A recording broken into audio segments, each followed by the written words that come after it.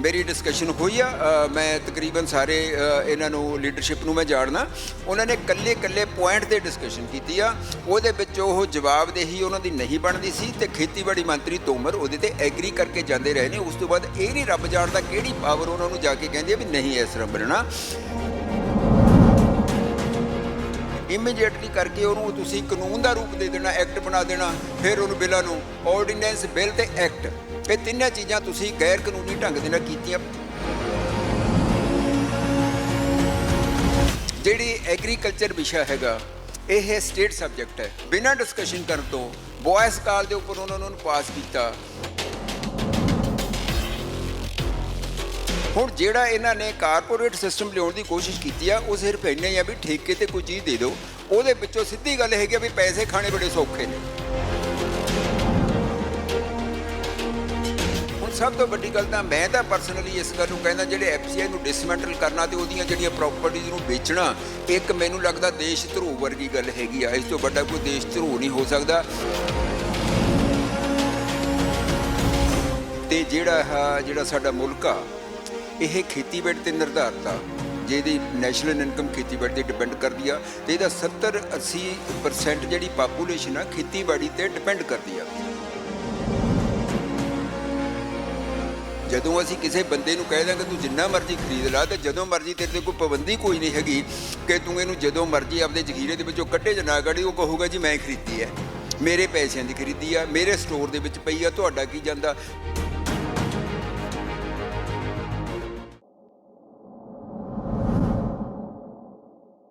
ਜਿੰਦਾਬਾਦ ਚੈਨਲ ਦੇਖ ਰਹੇ ਸਰੋਤਿਆਂ ਦਾ ਇੱਕ ਵਾਰ ਫਿਰ ਤੋਂ ਸਵਾਗਤ ਹੈ ਜੀ। ਮੈਂ ਅਮਨਦੀਪ ਸਿੰਘ ਗੜੀ।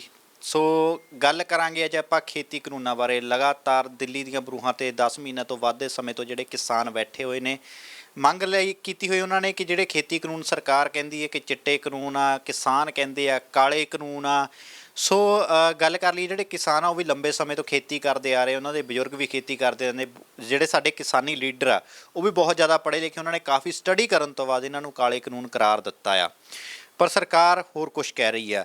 ਪਰ ਅੱਜ ਸਾਡੇ ਨਾਲ ਜਿਹੜੇ ਆ ਡਾਕਟਰ ਬਲਵਿੰਦਰ ਸਿੰਘ ਬਟਾਰੀ ਜੀ ਜੁੜੇ ਹੋਏ ਨੇ, ਜਿਹੜੇ ਖੇਤੀ ਕਾਨੂੰਨਾਂ ਦਾ ਕੱਚ ਸੱਚ ਸਾਨੂੰ ਦੱਸੂਗੇ ਕਿ ਕਾਲੇ ਆ ਜਾਂ ਚਿੱਟੇ ਆ। ਅਸਲ ਕਾਰਨ ਕਿਉਂਕਿ ਖੇਤੀ ਮਾਹਿਰ ਨੇ, ਖੇਤੀਬਾੜੀ ਵਿਭਾਗ ਦੇ ਵਿੱਚ ਕਾਫੀ ਲੰਬਾ ਸਮਾਂ ਜਿਹੜਾ ਆ ਉਹ ਜੌਬ ਦੇ ਉੱਤੇ ਆ।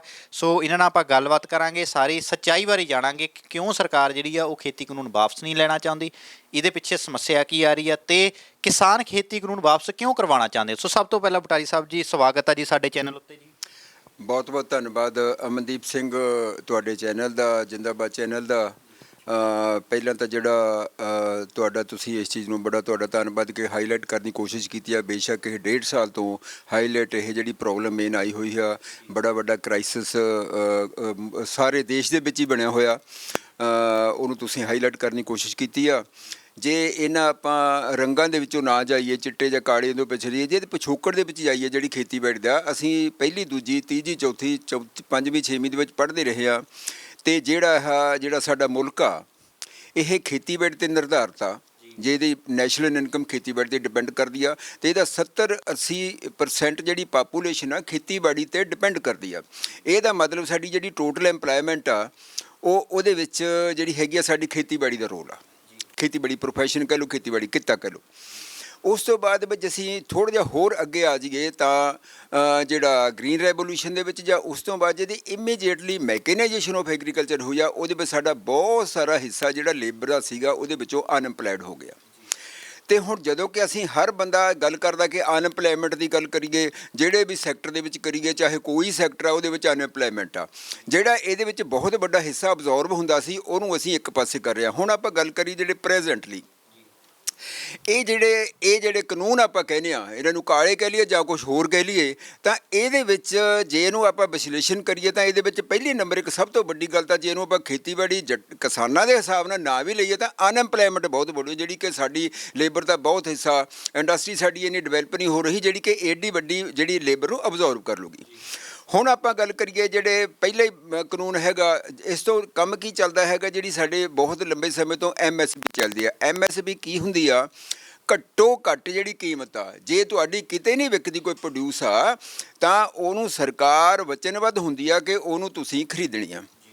ਉਹਦੇ ਵਿੱਚ ਪਹਿਲਾਂ ਤਾਂ ਮੈਂ ਇਹਨੂੰ ਇਹ ਸਿੱਧ ਕਰੀਏ ਵੀ ਜੇ ਤੁਸੀਂ ਕੋਈ ਚੀਜ਼ ਪਰਚੇਜ਼ ਕਰਦੇ ਹੋ, ਬਹੁਤ ਸਾਰੇ ਬਹਾਨੇ ਸਰਕਾਰਾਂ ਦੇ ਜਿਹੜੇ ਅਫਸਰ ਨੇ ਜਾਂ ਉਹਨਾਂ ਦੇ ਜਿਹੜੇ ਕਹਿ ਲਓ ਕਿ ਉਹਨਾਂ ਦੇ ਨੇੜੇ ਦੇ ਬੰਦੇ ਹੁੰਦੇ ਆ, ਬਿਨਾਂ ਕਿਸੇ ਮੈਰਿਟ ਤੋਂ ਇਹ ਕਹਿ ਦਿੰਦੇ ਆ ਕਿ ਜੀ ਇਹਦੇ ਵਿੱਚ ਸਰਕਾਰ ਕੋਲੇ ਪੈਸਾ ਨਹੀਂ ਹੈਗਾ। ਐਫਸੀਆਈ ਦੇ ਵਿੱਚ ਕੀ ਕੀਤਾ, ਐਫਸੀਆਈ ਇੱਕ ਬੜੀ ਵੱਡੀ ਆਰਗੇਨਾਈਜੇਸ਼ਨ ਬਣਾਈ ਸੀ।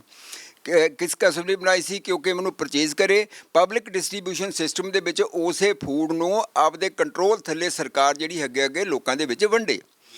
ਹੁਣ ਜਦੋਂ ਐਫਸੀਆਈ ਦੇ ਵਿੱਚ ਉਹਨੂੰ ਠੀਕ ਕਰਨ ਦੀ ਬਜਾਏ, ਦੇਖੋ ਕੋਈ ਬੰਦਾ ਪਰਚੇਜ਼ ਕਰਦਾ ਤਾਂ ਉਹਦੇ ਵਿੱਚ ਕੁਛ ਪ੍ਰੋਫਿਟ ਲੈ ਕੇ ਅੱਗੇ ਵੇਚਦਾ, ਉਹ ਘਾਟੇ 'ਚ ਕਿਵੇਂ ਗਈ?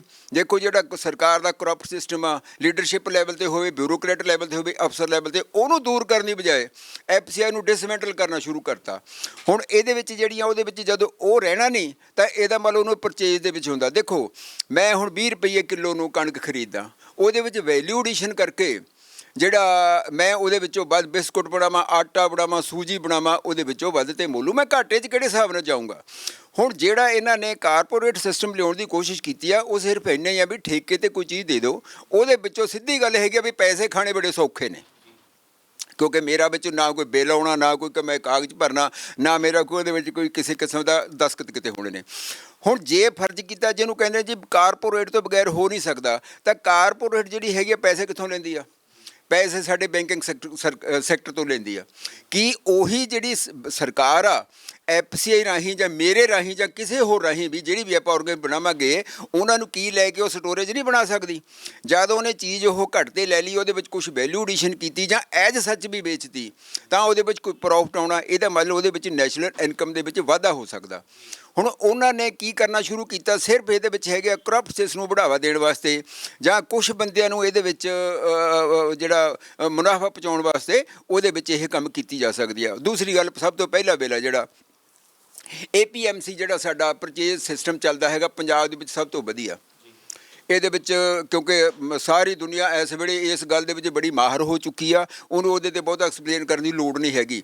ਜਦੋਂ ਉਹਦੇ ਵਿੱਚ ਆਪਾਂ ਪ੍ਰਾਈਵੇਟ ਜਿਹੜੇ ਹੈਗੇ ਨੇ ਸੈਕਟਰ ਨੂੰ ਅਸੀਂ ਲੈ ਕੇ ਆਵਾਂਗੇ, ਜਿਹਦੇ 'ਤੇ ਕੋਈ ਪਾਬੰਦੀਆਂ ਹੈ ਨਹੀਂ ਗੀਆਂ, ਜਦੋਂ ਪਾਬੰਦੀਆਂ ਤਹਿਤ ਕੋਈ ਚੱਲਦਾ ਤਾਂ ਇੱਕ ਮੰਡੀ ਬਣੀ ਹੁੰਦੀ ਆ, ਉੱਥੇ ਕੋਈ ਕਿਸਾਨ ਆਪਣੀ ਪ੍ਰੋਡਿਊਸ ਨੂੰ ਲੈ ਕੇ ਜਾਂਦਾ ਤਾਂ ਨਿਯਮਾਂ ਤਹਿਤ ਉਹਦੀ ਪਰਚੇਜ਼ ਹੁੰਦੀ ਆ, ਨਿਯਮਾਂ ਤਹਿਤ ਉਹਦੀ ਡਿਸਪੋਜ਼ਲ ਹੁੰਦੀ ਆ, ਨਿਯਮਾਂ ਤਹਿਤ ਉਹਦੀ ਪਬਲਿਕ ਡਿਸਟ੍ਰੀਬਿਊਸ਼ਨ ਦੇ ਵਿੱਚ ਉਸ ਚੀਜ਼ ਨੂੰ ਡਿਸਟਰੀਬਿਊਟ ਕੀਤਾ ਜਾਂਦਾ।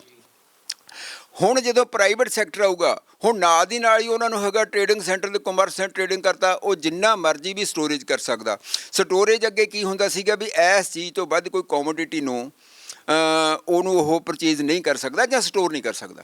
ਉਹਦਾ ਕੀ ਮਤਲਬ ਹੁੰਦਾ ਸੀ? ਕੋਈ ਬੰਦਾ ਜ਼ਖੀਰੇਬਾਜ਼ੀ ਨਾ ਕਰ ਲਵੇ, ਜ਼ਖੀਰੇਬਾਜ਼ੀ ਕਰਕੇ ਮਾਰਕੀਟ ਦੇ ਵਿੱਚ ਟੈਂਪਰੇਰੀ ਜਿਹੜੀ ਉਹਦੀ ਮਤਲਬ ਡਿਮਾਂਡ ਨੂੰ ਸਪਲਾਈ ਘਟਾ ਦੇਵੇ ਅਤੇ ਉਹਦੀ ਨੇਚਰਲੀ ਉਹਦੀ ਡਿਮਾਂਡ ਵਧੂਗੀ ਅਤੇ ਪੈਸਾ ਬਣਾਉਣ ਦਾ ਇੱਕ ਤਰੀਕਾ ਬਣ ਜਾਵੇ।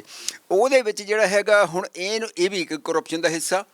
ਜਦੋਂ ਅਸੀਂ ਕਿਸੇ ਬੰਦੇ ਨੂੰ ਕਹਿ ਦਾਂਗੇ ਤੂੰ ਜਿੰਨਾ ਮਰਜ਼ੀ ਖਰੀਦ ਲਾ, ਅਤੇ ਜਦੋਂ ਮਰਜ਼ੀ ਤੇਰੇ 'ਤੇ ਕੋਈ ਪਾਬੰਦੀ ਕੋਈ ਨਹੀਂ ਹੈਗੀ ਕਿ ਤੂੰ ਇਹਨੂੰ ਜਦੋਂ ਮਰਜ਼ੀ ਆਪਦੇ ਜ਼ਖੀਰੇ ਦੇ ਵਿੱਚੋਂ ਕੱਢੇ ਜਾਂ ਨਾ ਕੱਢੇ, ਉਹ ਕਹੂਗਾ ਜੀ ਮੈਂ ਖਰੀਦੀ ਹੈ, ਮੇਰੇ ਪੈਸਿਆਂ ਦੀ ਖਰੀਦੀ ਆ, ਮੇਰੇ ਸਟੋਰ ਦੇ ਵਿੱਚ ਪਈ ਆ, ਤੁਹਾਡਾ ਕੀ ਜਾਂਦਾ? ਦੇਖੋ ਇਹ ਪੁਰਾਣੇ ਜ਼ਮਾਨੇ ਦੇ ਵਿੱਚ ਜਦੋਂ ਅਸੀਂ ਛੋਟੇ ਹੁੰਦੇ ਸੀਗੇ, ਉਦੋਂ ਜਦੋਂ ਕਿਤੇ ਮਿੱਟੀ ਦੇ ਤੇਲ ਵਾਲਾ ਜਾਂ ਡੀਜ਼ਲ ਵਾਲਾ ਜਾਂ ਕਿਸੇ ਖੰਡ ਵਾਲਾ ਵੀ ਕਹਿ ਲਓ, ਸੀਮਿੰਟ ਵਾਲਾ ਕਹਿ ਲਓ, ਜਦੋਂ ਕਿ ਜ਼ਖੀਰੇਬਾਜ਼ੀ ਕਰਦਾ ਸੀ ਤਾਂ ਉਹਦੇ 'ਤੇ ਛਾਪਾ ਪੈਂਦਾ ਸੀਗਾ। ਫੂਡ ਸਪਲਾਈ ਵਾਲੇ ਕਹਿ ਲਓ, ਸਿਵਲ ਸਪਲਾਈ ਵਾਲੇ ਕਹਿ ਲਓ, ਕੋਈ ਹੋਰ ਮਹਿਕਮਾ ਕਹਿ ਲਓ, ਵਿਜੀਲੈਂਸ ਕਹਿ ਲਓ, ਉਹ ਉਹਨਾਂ ਨੂੰ ਫੜਦੇ ਸੀ।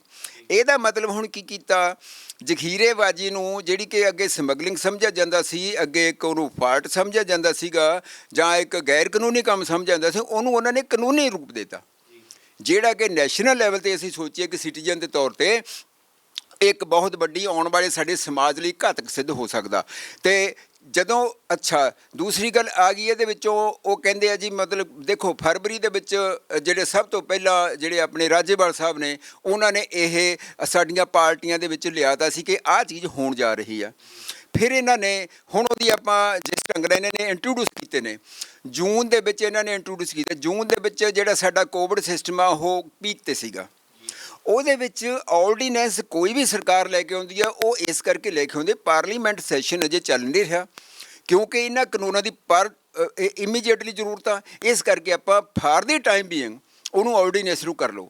ਜਦੋਂ ਹੁਣ ਦੇਖੋ ਸੁਪਰੀਮ ਕੋਰਟ ਵੱਲੋਂ ਸਰਕਾਰ ਵੱਲੋਂ ਆਪਦੇ ਪਿੱਛੋਂ ਵੀ ਉਹ 1.5 ਸਾਲ ਹੀ ਹੋਲਡ ਕੀਤੇ ਗਏ ਨੇ, ਅਤੇ ਫਿਰ ਜੂਨ ਦੇ ਵਿੱਚ ਉਹਨੂੰ ਇੰਟਰੋਡਿਊਸ ਕਰਨ ਦੀ ਐਡੀ ਕੀ ਕਾਹਲੀ ਪਈ ਹੋਈ ਸੀ। ਫਿਰ ਉਹਨਾਂ ਨੇ ਲੋਕ ਸਭਾ ਦੇ ਵਿੱਚ ਚਲੋ ਉਹਨਾਂ ਦੀ ਮੈਜੋਰਟੀ ਹੈ, ਰਾਜ ਸਭਾ ਦੇ ਵਿੱਚ ਉਹਨਾਂ ਦੀ ਮੈਜੋਰਟੀ ਉਸ ਵੇਲੇ ਹੈ ਨਹੀਂ ਸੀ। ਬਿਨਾਂ ਡਿਸਕਸ਼ਨ ਕਰਨ ਤੋਂ ਵੌਇਸ ਕਾਲ ਦੇ ਉੱਪਰ ਉਹਨਾਂ ਨੂੰ ਪਾਸ ਕੀਤਾ। ਉਸ ਤੋਂ ਵੀ ਪਿੱਛੇ ਚਲੇ ਜਾਈਏ, ਜਿਹੜੀ ਐਗਰੀਕਲਚਰ ਵਿਸ਼ਾ ਹੈਗਾ ਇਹ ਸਟੇਟ ਸਬਜੈਕਟ ਹੈ। ਹਰ ਇੱਕ ਜਥੇਬੰਦੀ ਨੇ ਹਰ ਇੱਕ ਕਲਾਸ ਵਾਈਜ਼ ਉਹਨਾਂ ਦੇ ਕਰਕੇ ਉਹਨਾਂ ਨੂੰ ਦੱਸਿਆ ਕਿ ਸਟੇਟ ਸਬਜੈਕਟ ਆ, ਤੁਹਾਡਾ ਕਾਨੂੰਨ ਦੇ ਵਿੱਚ ਕੋਈ ਇੰਟਰਵੈਕਸ ਹੋਣਾ ਜਾਂ ਉਹਦੇ ਵਿੱਚ ਕੁਝ ਕਰਨਾ ਤੁਹਾਡਾ ਕੋਈ ਹੱਕ ਅਧਿਕਾਰ ਖੇਤਰ ਦੇ ਵਿੱਚ ਹੀ ਨਹੀਂ ਹੈਗਾ। ਹੁਣ ਉਸ ਚੀਜ਼ ਨੂੰ ਜਿਹੜਾ ਹੈਗਾ ਇਹ ਜਿਹੜੀ ਜਿਹਨੂੰ ਆਪਾਂ ਕਹਿੰਦੇ ਆ ਪਾਵਰਫੁਲ ਪਾਰਟੀ ਆ, ਉਹ ਇਨ ਪਾਵਰ ਆ ਸੈਂਟਰ ਦੇ ਵਿੱਚ, ਉਹ ਇਹਨੂੰ ਜਸਟੀਫਾਈ ਕਰਨ ਦੀ ਵਿੰਗਵਲ ਪਾ ਕੇ ਕੋਸ਼ਿਸ਼ ਕਰਦੀ ਆ। ਪਰੰਤੂ ਜਦੋਂ ਅਸੀਂ ਕਲਾਸ ਵਾਈਜ਼ ਉਹਤੇ ਡਿਸਕਸ਼ਨ ਕਰ ਲਈ ਆ, ਉਹ ਇਹਨੂੰ ਮਤਲਬ ਸਿੱਧ ਨਹੀਂ ਕਰ ਸਕੇ ਇਹ ਕਿਸਾਨਾਂ ਦੇ ਹੱਕ ਵਿੱਚ। ਫਿਰ ਇੱਕ ਹੋਰ ਹੈਗਾ ਇਹਦੇ ਵਿੱਚ ਪੁਆਇੰਟ ਆਉਂਦਾ, ਜਦੋਂ ਅਸੀਂ ਕੋਈ ਕੰਮ ਕਰਦੇ ਹਾਂ, ਮੈਂ ਤੁਹਾਡੇ ਲਈ ਕੋਈ ਕੰਮ ਕਰਦਾ, ਮੈਂ ਤੁਹਾਨੂੰ ਪੁੱਛੂ ਚਾਹ ਦਾ ਕੱਪ ਲੈਣਾ, ਕੌਫੀ ਲੈਣੀ ਹੈ, ਰੋਟੀ ਖਾਣੀ ਹੈ ਕਿ ਕੀ ਖਾਣਾ, ਮੈਂ ਤੁਹਾਨੂੰ ਪੁੱਛ ਹੀ ਨਹੀਂ ਰਿਹਾ। ਮੈਂ ਤੁਹਾਡੇ ਸਾਹਮਣੇ ਕੋਈ ਚੀਜ਼ ਲਿਆ ਕੇ ਜਿਹੜੀ ਤੁਸੀਂ ਐਕਸੈਪਟ ਹੀ ਨਹੀਂ ਕਰਦੇ। ਜਿੰਦਾਬਾਦ ਚੈਨਲ ਦੇਖ ਰਹੇ ਸਰੋਤਿਆਂ ਦਾ ਇੱਕ ਵਾਰ ਫਿਰ ਤੋਂ ਸਵਾਗਤ ਹੈ ਜੀ। ਮੈਂ ਅਮਨਦੀਪ ਸਿੰਘ ਗੜੀ। ਸੋ ਗੱਲ ਕਰਾਂਗੇ ਅੱਜ ਆਪਾਂ ਖੇਤੀ ਕਾਨੂੰਨਾਂ ਬਾਰੇ। ਲਗਾਤਾਰ ਦਿੱਲੀ ਦੀਆਂ ਬਰੂਹਾਂ ਤੇ 10 ਮਹੀਨਿਆਂ ਤੋਂ ਵੱਧ ਦੇ ਸਮੇਂ ਤੋਂ ਜਿਹੜੇ ਕਿਸਾਨ ਬੈਠੇ ਹੋਏ ਨੇ, ਮੰਗ ਲਈ ਕੀਤੀ ਹੋਈ ਉਹਨਾਂ ਨੇ ਕਿ ਜਿਹੜੇ ਖੇਤੀ ਕਾਨੂੰਨ ਸਰਕਾਰ ਕਹਿੰਦੀ ਹੈ ਕਿ ਚਿੱਟੇ ਕਾਨੂੰਨ ਆ, ਕਿਸਾਨ ਕਹਿੰਦੇ ਆ ਕਾਲੇ ਕਾਨੂੰਨ ਆ। ਸੋ ਗੱਲ ਕਰ ਲਈ, ਜਿਹੜੇ ਕਿਸਾਨ ਆ ਉਹ ਵੀ ਲੰਬੇ ਸਮੇਂ ਤੋਂ ਖੇਤੀ ਕਰਦੇ ਆ ਰਹੇ, ਉਹਨਾਂ ਦੇ ਬਜ਼ੁਰਗ ਵੀ ਖੇਤੀ ਕਰਦੇ ਨੇ। ਜਿਹੜੇ ਸਾਡੇ ਕਿਸਾਨੀ ਲੀਡਰ ਆ ਉਹ ਵੀ ਬਹੁਤ ਜ਼ਿਆਦਾ ਪੜ੍ਹੇ ਲਿਖੇ, ਉਹਨਾਂ ਨੇ ਕਾਫੀ ਸਟੱਡੀ ਕਰਨ ਤੋਂ ਬਾਅਦ ਇਹਨਾਂ ਨੂੰ ਕਾਲੇ ਕਾਨੂੰਨ ਕਰਾਰ ਦਿੱਤਾ ਆ। ਪਰ ਸਰਕਾਰ ਹੋਰ ਕੁਝ ਕਹਿ ਰਹੀ ਆ। ਪਰ ਅੱਜ ਸਾਡੇ ਨਾਲ ਜਿਹੜੇ ਆ ਡਾਕਟਰ ਬਲਵਿੰਦਰ ਸਿੰਘ ਬਟਾਰੀ ਜੀ ਜੁੜੇ ਹੋਏ ਨੇ, ਜਿਹੜੇ ਖੇਤੀ ਕਾਨੂੰਨਾਂ ਦਾ ਕੱਚ ਸੱਚ ਸਾਨੂੰ ਦੱਸੂਗੇ ਕਿ ਕਾਲੇ ਆ ਜਾਂ ਚਿੱਟੇ ਆ। ਅਸਲ ਕਾਰਨ ਕਿਉਂਕਿ ਖੇਤੀ ਮਾਹਿਰ ਨੇ, ਖੇਤੀਬਾੜੀ ਵਿਭਾਗ ਦੇ ਵਿੱਚ ਕਾਫੀ ਲੰਬਾ ਸਮਾਂ ਜਿਹੜਾ ਆ ਉਹ ਜੌਬ ਦੇ ਉੱਤੇ ਆ। ਸੋ ਇਹਨਾਂ ਨਾਲ ਆਪਾਂ ਗੱਲਬਾਤ ਕਰਾਂਗੇ, ਸਾਰੀ ਸੱਚਾਈ ਬਾਰੇ ਜਾਣਾਂਗੇ ਕਿ ਕਿਉਂ ਸਰਕਾਰ ਜਿਹੜੀ ਆ ਉਹ ਖੇਤੀ ਕਾਨੂੰਨ ਵਾਪਸ ਨਹੀਂ ਲੈਣਾ ਚਾਹੁੰਦੀ, ਇਹਦੇ ਪਿੱਛੇ ਸਮੱਸਿਆ ਕੀ ਆ ਰਹੀ ਆ, ਤੇ ਕਿਸਾਨ ਖੇਤੀ ਕਾਨੂੰਨ ਵਾਪਸ ਕਿਉਂ ਕਰਵਾਉਣਾ ਚਾਹੁੰਦੇ। ਸੋ ਸਭ ਤੋਂ ਪਹਿਲਾਂ ਬਟਾਰੀ ਸਾਹਿਬ ਜੀ ਸਵਾਗਤ ਹੈ ਜੀ ਸਾਡੇ ਚੈਨਲ ਉੱਤੇ ਜੀ। ਬਹੁਤ ਬਹੁਤ ਧੰਨਵਾਦ ਅਮਨਦੀਪ ਸਿੰਘ, ਤੁਹਾਡੇ ਚੈਨਲ ਦਾ, ਜਿੰਦਾਬਾਦ ਚੈਨਲ ਦਾ। ਪਹਿਲਾਂ ਤਾਂ ਜਿਹੜਾ ਤੁਹਾਡਾ ਤੁਸੀਂ ਇਸ ਚੀਜ਼ ਨੂੰ ਬੜਾ ਤੁਹਾਡਾ ਧੰਨਵਾਦ ਕਿ ਹਾਈਲਾਈਟ ਕਰਨ ਦੀ ਕੋਸ਼ਿਸ਼ ਕੀਤੀ ਆ। ਬੇਸ਼ੱਕ ਇਹ 1.5 ਸਾਲ ਤੋਂ ਹਾਈਲਾਈਟ ਇਹ ਜਿਹੜੀ ਪ੍ਰੋਬਲਮ ਮੇਨ ਆਈ ਹੋਈ ਆ, ਬੜਾ ਵੱਡਾ ਕ੍ਰਾਈਸਿਸ ਸਾਰੇ ਦੇਸ਼ ਦੇ ਵਿੱਚ ਹੀ ਬਣਿਆ ਹੋਇਆ, ਉਹਨੂੰ ਤੁਸੀਂ ਹਾਈਲਾਈਟ ਕਰਨ ਦੀ ਕੋਸ਼ਿਸ਼ ਕੀਤੀ ਆ। ਜੇ ਇਹਨਾਂ ਆਪਾਂ ਰੰਗਾਂ ਦੇ ਵਿੱਚੋਂ ਨਾ ਜਾਈਏ, ਚਿੱਟੇ ਜਾਂ ਕਾਲੇ ਤੋਂ ਪਿਛੜੀਏ, ਜੇ ਪਿਛੋਕੜ ਦੇ ਵਿੱਚ ਜਾਈਏ ਜਿਹੜੀ ਖੇਤੀਬਾੜੀ ਦਾ, ਅਸੀਂ ਪਹਿਲੀ, ਦੂਜੀ, ਤੀਜੀ, ਚੌਥੀ, ਪੰਜਵੀਂ, ਛੇਵੀਂ ਦੇ ਵਿੱਚ ਪੜ੍ਹਦੇ ਰਹੇ ਆ।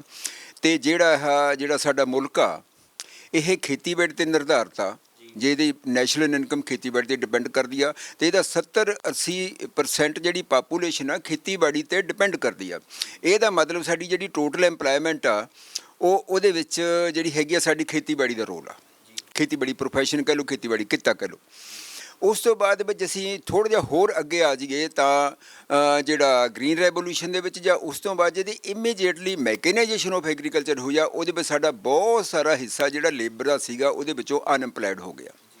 ਅਤੇ ਹੁਣ ਜਦੋਂ ਕਿ ਅਸੀਂ ਹਰ ਬੰਦਾ ਗੱਲ ਕਰਦਾ ਕਿ ਅਨਐਮਪਲਾਇਮੈਂਟ ਦੀ ਗੱਲ ਕਰੀਏ, ਜਿਹੜੇ ਵੀ ਸੈਕਟਰ ਦੇ ਵਿੱਚ ਕਰੀਏ, ਚਾਹੇ ਕੋਈ ਸੈਕਟਰ ਆ ਉਹਦੇ ਵਿੱਚ ਅਨਐਮਪਲਾਇਮੈਂਟ ਆ, ਜਿਹੜਾ ਇਹਦੇ ਵਿੱਚ ਬਹੁਤ ਵੱਡਾ ਹਿੱਸਾ ਅਬਜ਼ੋਰਬ ਹੁੰਦਾ ਸੀ ਉਹਨੂੰ ਅਸੀਂ ਇੱਕ ਪਾਸੇ ਕਰ ਰਹੇ ਹਾਂ। ਹੁਣ ਆਪਾਂ ਗੱਲ ਕਰੀਏ ਜਿਹੜੇ ਪ੍ਰੈਜ਼ੈਂਟਲੀ ਇਹ ਜਿਹੜੇ ਕਾਨੂੰਨ ਆਪਾਂ ਕਹਿੰਦੇ ਆ, ਇਹਨਾਂ ਨੂੰ ਕਾਲੇ ਕਹਿ ਲਈਏ ਜਾਂ ਕੁਛ ਹੋਰ ਕਹਿ ਲਈਏ, ਤਾਂ ਇਹਦੇ ਵਿੱਚ ਜੇ ਇਹਨੂੰ ਆਪਾਂ ਵਿਸ਼ਲੇਸ਼ਣ ਕਰੀਏ ਤਾਂ ਇਹਦੇ ਵਿੱਚ ਪਹਿਲੀ ਨੰਬਰ ਇੱਕ ਸਭ ਤੋਂ ਵੱਡੀ ਗੱਲ ਤਾਂ ਜੇ ਇਹਨੂੰ ਆਪਾਂ ਖੇਤੀਬਾੜੀ ਕਿਸਾਨਾਂ ਦੇ ਹਿਸਾਬ ਨਾਲ ਨਾ ਵੀ ਲਈਏ ਤਾਂ ਅਨਐਮਪਲਾਇਮੈਂਟ ਬਹੁਤ ਵੱਡੀ, ਜਿਹੜੀ ਕਿ ਸਾਡੀ ਲੇਬਰ ਦਾ ਬਹੁਤ ਹਿੱਸਾ, ਇੰਡਸਟਰੀ ਸਾਡੀ ਇੰਨੀ ਡਿਵੈਲਪ ਨਹੀਂ ਹੋ ਰਹੀ ਜਿਹੜੀ ਕਿ ਏਡੀ ਵੱਡੀ ਜਿਹੜੀ ਲੇਬਰ ਨੂੰ ਅਬਜ਼ੋਰਬ ਕਰ ਲੂਗੀ। ਹੁਣ ਆਪਾਂ ਗੱਲ ਕਰੀਏ ਜਿਹੜੇ ਪਹਿਲੇ ਕਾਨੂੰਨ ਹੈਗਾ, ਇਸ ਤੋਂ ਕੰਮ ਕੀ ਚੱਲਦਾ ਹੈਗਾ, ਜਿਹੜੀ ਸਾਡੇ ਬਹੁਤ ਲੰਬੇ ਸਮੇਂ ਤੋਂ MSP ਚੱਲਦੀ ਆ। MSP ਕੀ ਹੁੰਦੀ ਆ? ਘੱਟੋ ਘੱਟ ਜਿਹੜੀ ਕੀਮਤ ਆ, ਜੇ ਤੁਹਾਡੀ ਕਿਤੇ ਨਹੀਂ ਵਿਕਦੀ ਕੋਈ ਪ੍ਰੋਡਿਊਸ ਆ ਤਾਂ ਉਹਨੂੰ ਸਰਕਾਰ ਵਚਨਬੱਧ ਹੁੰਦੀ ਆ ਕਿ ਉਹਨੂੰ ਤੁਸੀਂ ਖਰੀਦਣੀ ਆ। ਉਹਦੇ ਵਿੱਚ ਪਹਿਲਾਂ ਤਾਂ ਮੈਂ ਇਹਨੂੰ ਇਹ ਸਿੱਧ ਕਰੀਏ ਵੀ ਜੇ ਤੁਸੀਂ ਕੋਈ ਚੀਜ਼ ਪਰਚੇਜ਼ ਕਰਦੇ ਹੋ, ਬਹੁਤ ਸਾਰੇ ਬਹਾਨੇ ਸਰਕਾਰਾਂ ਦੇ ਜਿਹੜੇ ਅਫਸਰ ਨੇ ਜਾਂ ਉਹਨਾਂ ਦੇ ਜਿਹੜੇ ਕਹਿ ਲਓ ਕਿ ਉਹਨਾਂ ਦੇ ਨੇੜੇ ਦੇ ਬੰਦੇ ਹੁੰਦੇ ਆ, ਬਿਨਾਂ ਕਿਸੇ ਮੈਰਿਟ ਤੋਂ ਇਹ ਕਹਿ ਦਿੰਦੇ ਆ ਕਿ ਜੀ ਇਹਦੇ ਵਿੱਚ ਸਰਕਾਰ ਕੋਲੇ ਪੈਸਾ ਨਹੀਂ ਹੈਗਾ। FCI ਦੇ ਵਿੱਚ ਕੀ ਕੀਤਾ? FCI ਇੱਕ ਬੜੀ ਵੱਡੀ ਆਰਗੇਨਾਈਜੇਸ਼ਨ ਬਣਾਈ ਸੀ। ਕਿਸ ਕਸਮ ਲਈ ਬਣਾਈ ਸੀ? ਕਿਉਂਕਿ ਮੈਨੂੰ ਪਰਚੇਜ਼ ਕਰੇ, ਪਬਲਿਕ ਡਿਸਟਰੀਬਿਊਸ਼ਨ ਸਿਸਟਮ ਦੇ ਵਿੱਚ ਉਸੇ ਫੂਡ ਨੂੰ ਆਪਦੇ ਕੰਟਰੋਲ ਥੱਲੇ ਸਰਕਾਰ ਜਿਹੜੀ ਅੱਗੇ ਲੋਕਾਂ ਦੇ ਵਿੱਚ ਵੰਡੇ। ਹੁਣ ਜਦੋਂ FCI ਦੇ ਵਿੱਚ ਉਹਨੂੰ ਠੀਕ ਕਰਨ ਦੀ ਬਜਾਏ ਦੇਖੋ ਕੋਈ ਬੰਦਾ ਪਰਚੇਜ਼ ਕਰਦਾ ਤਾਂ ਉਹਦੇ ਵਿੱਚ ਕੁਝ ਪ੍ਰੋਫਿਟ ਲੈ ਕੇ ਅੱਗੇ ਵੇਚਦਾ, ਉਹ ਘਾਟੇ 'ਚ ਕਿਵੇਂ ਗਈ? ਦੇਖੋ ਜਿਹੜਾ ਸਰਕਾਰ ਦਾ ਕਰਪਟ ਸਿਸਟਮ ਆ, ਲੀਡਰਸ਼ਿਪ ਲੈਵਲ ਤੇ ਹੋਵੇ, ਬਿਊਰੋਕਰੇਟ ਲੈਵਲ ਤੇ ਹੋਵੇ, ਅਫਸਰ ਲੈਵਲ ਤੇ, ਉਹਨੂੰ ਦੂਰ ਕਰਨ ਦੀ ਬਜਾਏ ਐਫਸੀਆਈ ਨੂੰ ਡਿਸਮੈਂਟਲ ਕਰਨਾ ਸ਼ੁਰੂ ਕਰਤਾ। ਹੁਣ ਇਹਦੇ ਵਿੱਚ ਜਿਹੜੀਆਂ ਉਹਦੇ ਵਿੱਚ ਜਦੋਂ ਉਹ ਰਹਿਣਾ ਨਹੀਂ ਤਾਂ ਇਹਦਾ ਮਤਲਬ ਉਹਨੂੰ ਪਰਚੇਜ਼ ਦੇ ਵਿੱਚ ਹੁੰਦਾ। ਦੇਖੋ ਮੈਂ ਹੁਣ 20 ਰੁਪਏ ਕਿਲੋ ਨੂੰ ਕਣਕ ਖਰੀਦਦਾ, ਉਹਦੇ ਵਿੱਚ ਵੈਲਿਊ ਐਡੀਸ਼ਨ ਕਰਕੇ ਜਿਹੜਾ ਮੈਂ ਉਹਦੇ ਵਿੱਚੋਂ ਵੱਧ ਬਿਸਕੁਟ ਬਣਾਵਾਂ, ਆਟਾ ਬਣਾਵਾਂ, ਸੂਜੀ ਬਣਾਵਾਂ, ਉਹਦੇ ਵਿੱਚੋਂ ਵੱਧ ਤੇ ਮੋਲੂ, ਮੈਂ ਘਾਟੇ 'ਚ ਕਿਹੜੇ ਹਿਸਾਬ ਨਾਲ ਜਾਊਂਗਾ? ਹੁਣ ਜਿਹੜਾ ਇਹਨਾਂ ਨੇ ਕਾਰਪੋਰੇਟ ਸਿਸਟਮ ਲਿਆਉਣ ਦੀ ਕੋਸ਼ਿਸ਼ ਕੀਤੀ ਆ, ਉਹ ਸਿਰਫ ਇੰਨਾ ਹੀ ਆ ਵੀ ਠੇਕੇ 'ਤੇ ਕੋਈ ਚੀਜ਼ ਦੇ ਦਿਓ। ਉਹਦੇ ਵਿੱਚੋਂ ਸਿੱਧੀ ਗੱਲ ਹੈਗੀ ਆ ਵੀ ਪੈਸੇ ਖਾਣੇ ਬੜੇ ਸੌਖੇ ਨੇ, ਕਿਉਂਕਿ ਮੇਰਾ ਵਿੱਚ ਨਾ ਕੋਈ ਬਿੱਲ ਆਉਣਾ, ਨਾ ਕੋਈ ਮੈਂ ਕਾਗਜ਼ ਭਰਨਾ, ਨਾ ਮੇਰਾ ਕੋਈ ਉਹਦੇ ਵਿੱਚ ਕੋਈ ਕਿਸੇ ਕਿਸਮ ਦਾ ਦਸਤਖਤ ਕਿਤੇ ਹੋਣੇ ਨੇ।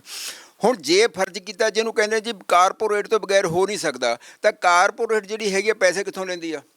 ਪੈਸੇ ਸਾਡੇ ਬੈਂਕਿੰਗ ਸੈਕਟਰ ਤੋਂ ਲੈਂਦੀ ਆ। ਕੀ ਉਹੀ ਜਿਹੜੀ ਸਰਕਾਰ ਆ ਐਫਸੀਆਈ ਰਾਹੀਂ ਜਾਂ ਮੇਰੇ ਰਾਹੀਂ ਜਾਂ ਕਿਸੇ ਹੋਰ ਰਾਹੀਂ ਵੀ ਜਿਹੜੀ ਵੀ ਆਪਾਂ ਆਰਗੇਨਾਈਜ਼ ਬਣਾਵਾਂਗੇ, ਉਹਨਾਂ ਨੂੰ ਕੀ ਲੈ ਕੇ ਉਹ ਸਟੋਰੇਜ ਨਹੀਂ ਬਣਾ ਸਕਦੀ? ਜਦ ਉਹਨੇ ਚੀਜ਼ ਉਹ ਘੱਟ 'ਤੇ ਲੈ ਲਈ, ਉਹਦੇ ਵਿੱਚ ਕੁਛ ਵੈਲਿਊ ਐਡੀਸ਼ਨ ਕੀਤੀ ਜਾਂ ਐਜ ਸੱਚ ਵੀ ਵੇਚਤੀ, ਤਾਂ ਉਹਦੇ ਵਿੱਚ ਕੋਈ ਪ੍ਰੋਫਿਟ ਆਉਣਾ, ਇਹਦਾ ਮਤਲਬ ਉਹਦੇ ਵਿੱਚ ਨੈਸ਼ਨਲ ਇਨਕਮ ਦੇ ਵਿੱਚ ਵਾਧਾ ਹੋ ਸਕਦਾ। ਹੁਣ ਉਹਨਾਂ ਨੇ ਕੀ ਕਰਨਾ ਸ਼ੁਰੂ ਕੀਤਾ? ਸਿਰਫ ਇਹਦੇ ਵਿੱਚ ਹੈਗੇ ਕਰਪਟ ਸਿਸਟਮ ਨੂੰ ਬੜਾਵਾ ਦੇਣ ਵਾਸਤੇ ਜਾਂ ਕੁਛ ਬੰਦਿਆਂ ਨੂੰ ਇਹਦੇ ਵਿੱਚ ਜਿਹੜਾ ਮੁਨਾਫਾ ਪਹੁੰਚਾਉਣ ਵਾਸਤੇ ਉਹਦੇ ਵਿੱਚ ਇਹ ਕੰਮ ਕੀਤੀ ਜਾ ਸਕਦੀ ਆ। ਦੂਸਰੀ ਗੱਲ, ਸਭ ਤੋਂ ਪਹਿਲਾ ਬਿੱਲ ਆ ਜਿਹੜਾ APMC, ਜਿਹੜਾ ਸਾਡਾ ਪਰਚੇਜ਼ ਸਿਸਟਮ ਚੱਲਦਾ ਹੈਗਾ ਪੰਜਾਬ ਦੇ ਵਿੱਚ ਸਭ ਤੋਂ ਵਧੀਆ। ਇਹਦੇ ਵਿੱਚ ਕਿਉਂਕਿ ਸਾਰੀ ਦੁਨੀਆ ਇਸ ਵੇਲੇ ਇਸ ਗੱਲ ਦੇ ਵਿੱਚ ਬੜੀ ਮਾਹਰ ਹੋ ਚੁੱਕੀ ਆ, ਉਹਨੂੰ ਉਹਦੇ 'ਤੇ ਬਹੁਤਾ ਐਕਸਪਲੇਨ ਕਰਨ ਦੀ ਲੋੜ ਨਹੀਂ ਹੈਗੀ।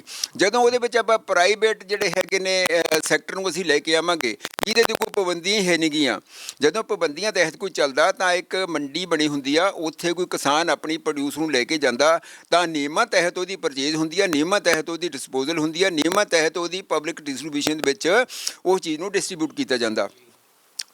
ਹੁਣ ਜਦੋਂ ਪ੍ਰਾਈਵੇਟ ਸੈਕਟਰ ਆਊਗਾ, ਹੁਣ ਨਾਲ ਦੀ ਨਾਲ ਹੀ ਉਹਨਾਂ ਨੂੰ ਹੈਗਾ ਟ੍ਰੇਡਿੰਗ ਸੈਂਟਰ ਦੇ ਕਮਰਸ ਟ੍ਰੇਡਿੰਗ ਕਰਤਾ, ਉਹ ਜਿੰਨਾ ਮਰਜ਼ੀ ਵੀ ਸਟੋਰੇਜ ਕਰ ਸਕਦਾ।